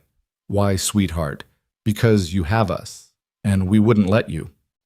From the mouths of babes. Audrey thought pulling Clara into a hug that turned into a family embrace. Emma stirring just enough to mumble group hug before falling back asleep. Over the next weeks, the defections continued. 12 workers ultimately left for Brennan's, including 2 founding members whose departure felt like personal betrayal. The local news covered it as David versus Goliath, though Audrey pointed out that David had actually won that fight. Details, Tom grumbled, but his heart wasn't in the cynicism anymore. The remaining workers rallied with fierce loyalty. Production actually increased as everyone pushed harder, determined to prove that purpose could compete with profit. Orders continued flowing in, particularly from younger consumers who valued the story behind their purchases. But the real blow came from an unexpected direction. Helena Morrison called on a Thursday evening, her voice carefully neutral. Audrey, I thought you should hear this from me. Gerald is retiring. The board is selling Morrison Industries. The buyer is Brennan's parent company. The words hit like physical blows. Morrison Industries held their largest contracts, nearly 30% of their revenue. They'll cancel our agreements, Audrey said, not a question. Within 6 months, I fought it, but Helena's composure cracked slightly. I'm sorry. I'm so sorry. After the call, Audrey sat in her office as darkness fell, staring at spreadsheets that suddenly looked like death sentences. Without Morrison, they'd have to cut production, reduce wages, maybe lay off workers, everything they'd sworn never to do. Mom, Clara's voice from the doorway. Dad sent me to get you for dinner. Not hungry, sweetheart. Clara entered anyway, wise beyond her 11 years, and looked at the numbers on the screen. Is it bad? Yeah, it's bad. Bad like when I was sick, or bad like a regular problem? The perspective check hit hard. Regular problem, bad problem. Then we'll figure it out. We always do. Clara pulled up a chair. Remember what you taught me? Every problem has a solution. We just have to find it. They spent the evening brainstorming Clara's unconventional thinking, sparking ideas Audrey wouldn't have considered. What if they pivoted to direct-to-consumer sales? What if they created their own retail spaces? What if they partnered with other cooperatives to create a distribution network that bypassed traditional retailers entirely? You might be onto something, Audrey said, scribbling notes. A cooperative marketplace, not just textiles, but everything furniture from West Virginia, pottery from North Carolina, preserved foods from Vermont. Like a mall, but with meaning, Clara added. Exactly like that. The idea evolved over the following days, shaped by input from the entire cooperative. They would create an online platform and physical spaces, starting with a renovated section of the mill where cooperative-made goods could be sold directly to consumers who valued ethical production. It's ambitious, Marcus Chen said when Audrey pitched it to the fund. Maybe too ambitious. 3 years ago, saving this mill was too ambitious. Now we're thriving. You're surviving. There's a difference. Then help us do more than survive. This could revolutionize how cooperatives reach markets. He was quiet for a long moment. I'll need to see detailed projections, and you'll need other cooperatives committed before we can invest. Give me 30 days. She spent those 30 days on the road, Emma and Clara alternating as travel companions when school allowed visiting cooperatives across the eastern seaboard. Each pitch refined the vision, a network that preserved independence while providing collective strength. In a converted warehouse in Baltimore, she found her first major partner, a furniture cooperative run by formerly homeless veterans. In Burlington, a craft brewery that had been worker-owned for a decade signed on immediately. By day 25, she had 12 commitments and enough momentum to make Marcus take notice. But it was Clara who provided the breakthrough, designing a logo during one of their drives, interconnected circles forming a larger circle, each one distinct but part of the whole. It's like us, V, she explained. All different, but all connected. The design went viral when Miguel posted it on social media with the story of its 11-year-old creator. Orders started coming in before they'd even launched the platform. The media picked up the story, "Child designer helps save American manufacturing." "I'm not saving it," Clara told one reporter with characteristic directness. "I'm just drawing what I see, people helping people. That's all any of this is." The platform launched on the first day of spring, with Elizabeth ringing the mill bell that had announced shifts for over a century.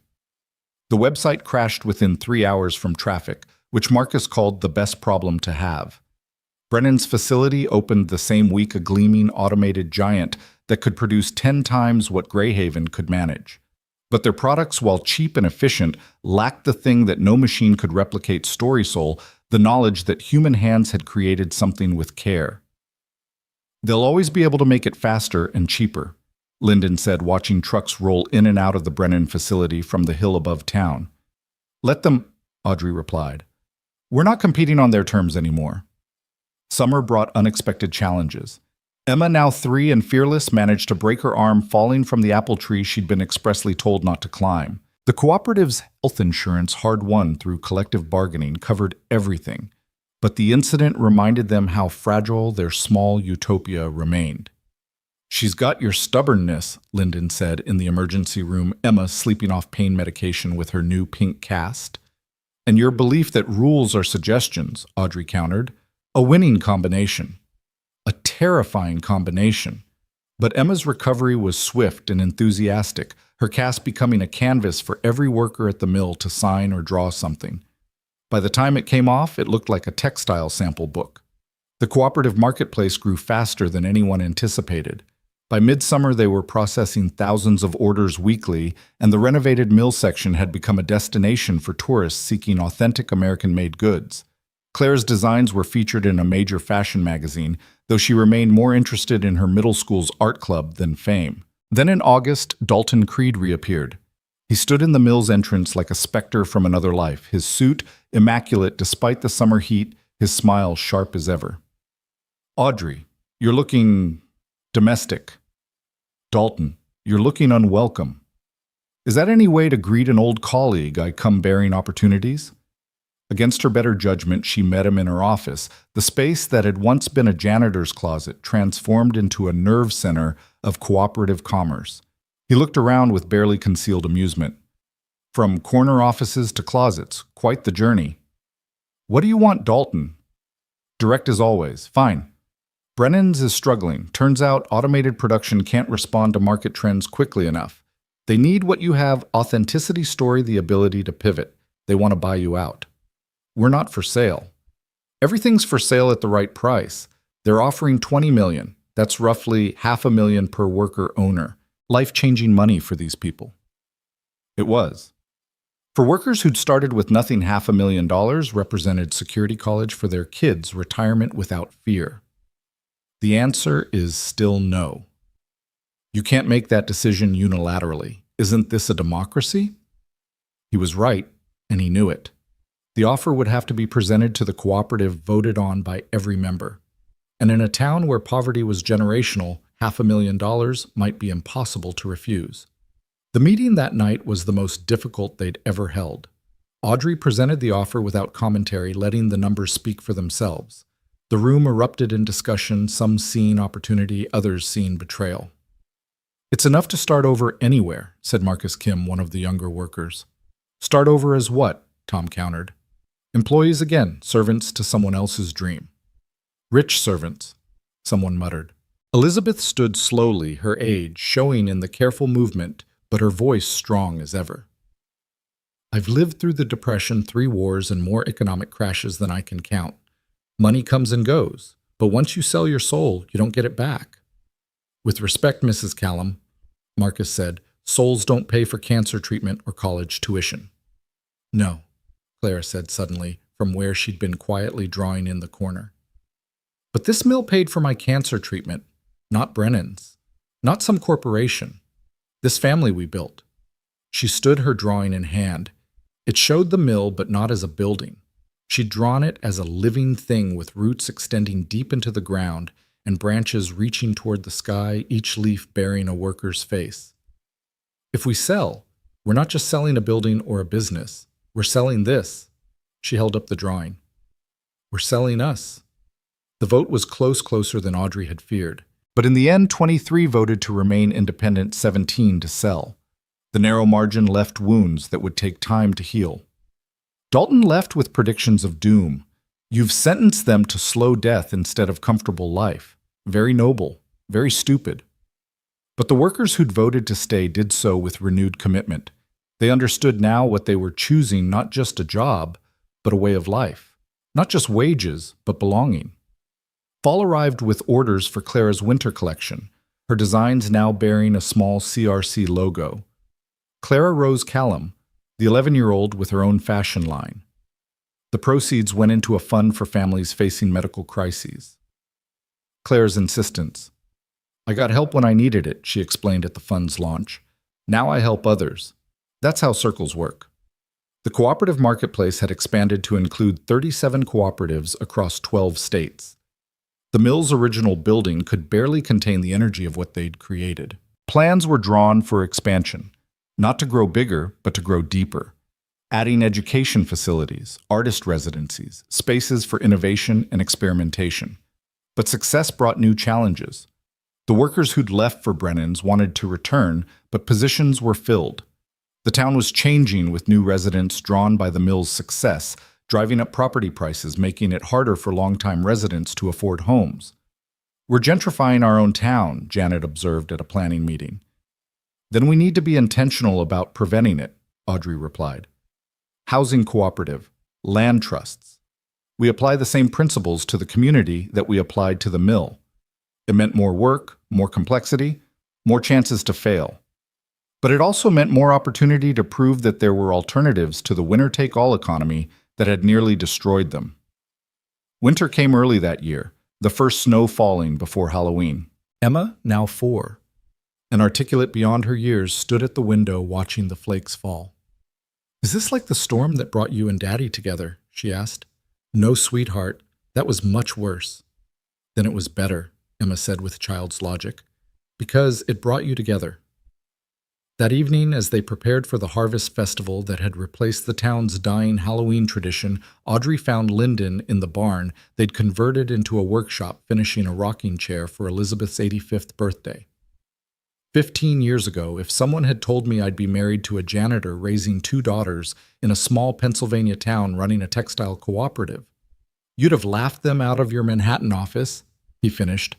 I'd have had security escort them out. She ran her hand along the chair's smooth arm, marveling at the skill in its creation. "Do you ever wonder what would have happened if the storm hadn't come? If we'd never met? The mill would be gone. The town would be dying. Claire might not have survived. You'd be rich and miserable." He pulled her close. "So no, I don't wonder. I'm just grateful." The Harvest Festival drew crowds from 3 counties. The mill tours booked solid, the marketplace bustling with early holiday shopping. Clara's booth, where she sketched portraits for donations to the medical fund, had a line throughout the day. Emma helped by providing running commentary on each portrait, making the subjects laugh, and Clara roll her eyes with preteen exasperation. Patricia Wells from Brennan's appeared near sunset, no longer sharp-suited, but wearing jeans and a thoughtful expression. "I quit," she said without preamble when she found Audrey. "Couldn't do it anymore. Watching what you've built here, what we're destroying there. I want to help if you'll let me." "I'll help how?" "I know their weaknesses, their contracts, their plans. I can help you compete." "We don't want to compete. We want to coexist." "Noble, naive. They won't let you coexist. They want to own this market." "Then we'll have to create a different market." Patricia stared at her, then laughed, genuine this time, not corporate. "You really have changed the game, haven't you?" "We didn't change it. We just stopped playing it." As the festival wound down, Audrey stood with her family on the mill's roof deck, another renovation providing a gathering space with views of the entire valley. The town spread below them, lights twinkling like earthbound stars, the sound of music and laughter drifting up through the cold air. "Tell us the storm story again," Emma requested, curled between her parents with Clara leaning against Lyndon's other side. So Audrey told it the story they all knew by heart, but never tired of hearing. How a corporate executioner had come to kill a mill. How a janitor had shared his soup and saved her life. How a dying building had forced them together and shown them what mattered. How a little girl's courage had taught them all to fight dragons. "And then what happened?" Emma asked, though she knew. "And then," Lyndon continued, "we all lived." "Happily ever after," Emma pressed. "Happily right now," Clara corrected, using the phrase she'd coined years ago. "And now, and now." As if in agreement, snow began to fall again, gentle this time, blessing, rather than burial. The mill stood strong beneath them, no longer just surviving but thriving, proof that sometimes the things that seem to destroy us are actually delivering us to exactly where we need to be. "Mom," Clara said suddenly, "I've been thinking about college." Audrey's heart clenched, Clara growing up potentially leaving the cycle of children moving on that every parent faced. "MIT has a great design program," Clara continued, "but they also have social entrepreneurship. I want to learn both, then come back and make Greyhaven even better." "You want to come back?" Lyndon's voice was carefully neutral, but Audrey could hear the hope beneath. "Of course, this is home. This is where we fight dragons and weather storms and save things worth saving. Why would I want to be anywhere else?" Below them, the festival continued, the cooperative mill's success, drawing people from struggling towns across the region, all coming to see proof that there was another way. Patricia Wells was deep in conversation with Tom about distribution strategies. Miguel was showing his latest designs to a buyer from a major sustainable fashion brand. Elizabeth, despite her age, was teaching a group of children the traditional weaving patterns that had nearly been lost. "We did it," Lyndon said quietly. "We actually did it." "Did what?" Emma asked. "We survived," Audrey said. "More than that, we showed others how to survive too." But even as she said it, she knew survival was too small a word for what they'd accomplished. They hadn't just survived the storm that brought them together, or the challenges that followed. They'd transformed destruction into creation, isolation, into community, a dying mill, into a living symbol of possibility. The next morning brought news that Brennan's was closing their automated facility, unable to compete with the cooperative marketplace's authenticity. The workers they'd poached came to the mill seeking their old jobs back, humbled and wiser. "We can't take everyone back immediately," Audrey explained at an emergency meeting. "But we can help them start their own cooperative, transform the Brennan's building into something useful." "Help our competition?" Tom asked, though his tone suggested he already knew the answer. "Help our community. If we've learned anything, it's that there's enough success to go around if we're willing to share it." Clara home sick from school with a cold that had everyone slightly on edge despite its mildness. Designed a logo for the new cooperative that day, a phoenix rising from what looked like factory smoke. "Because they're starting over from ashes," she explained between sneezes. The plan took shape quickly. The experienced worker owners would mentor the new cooperative, sharing knowledge, freely helping them find their own niche in the marketplace. Some focused on technical textiles, others on industrial applications. The diversity made the whole network stronger. "You're building an empire," Patricia Wells observed, now officially hired as strategic consultant. We're building an ecosystem, Audrey corrected. Empires fall. Ecosystems endure.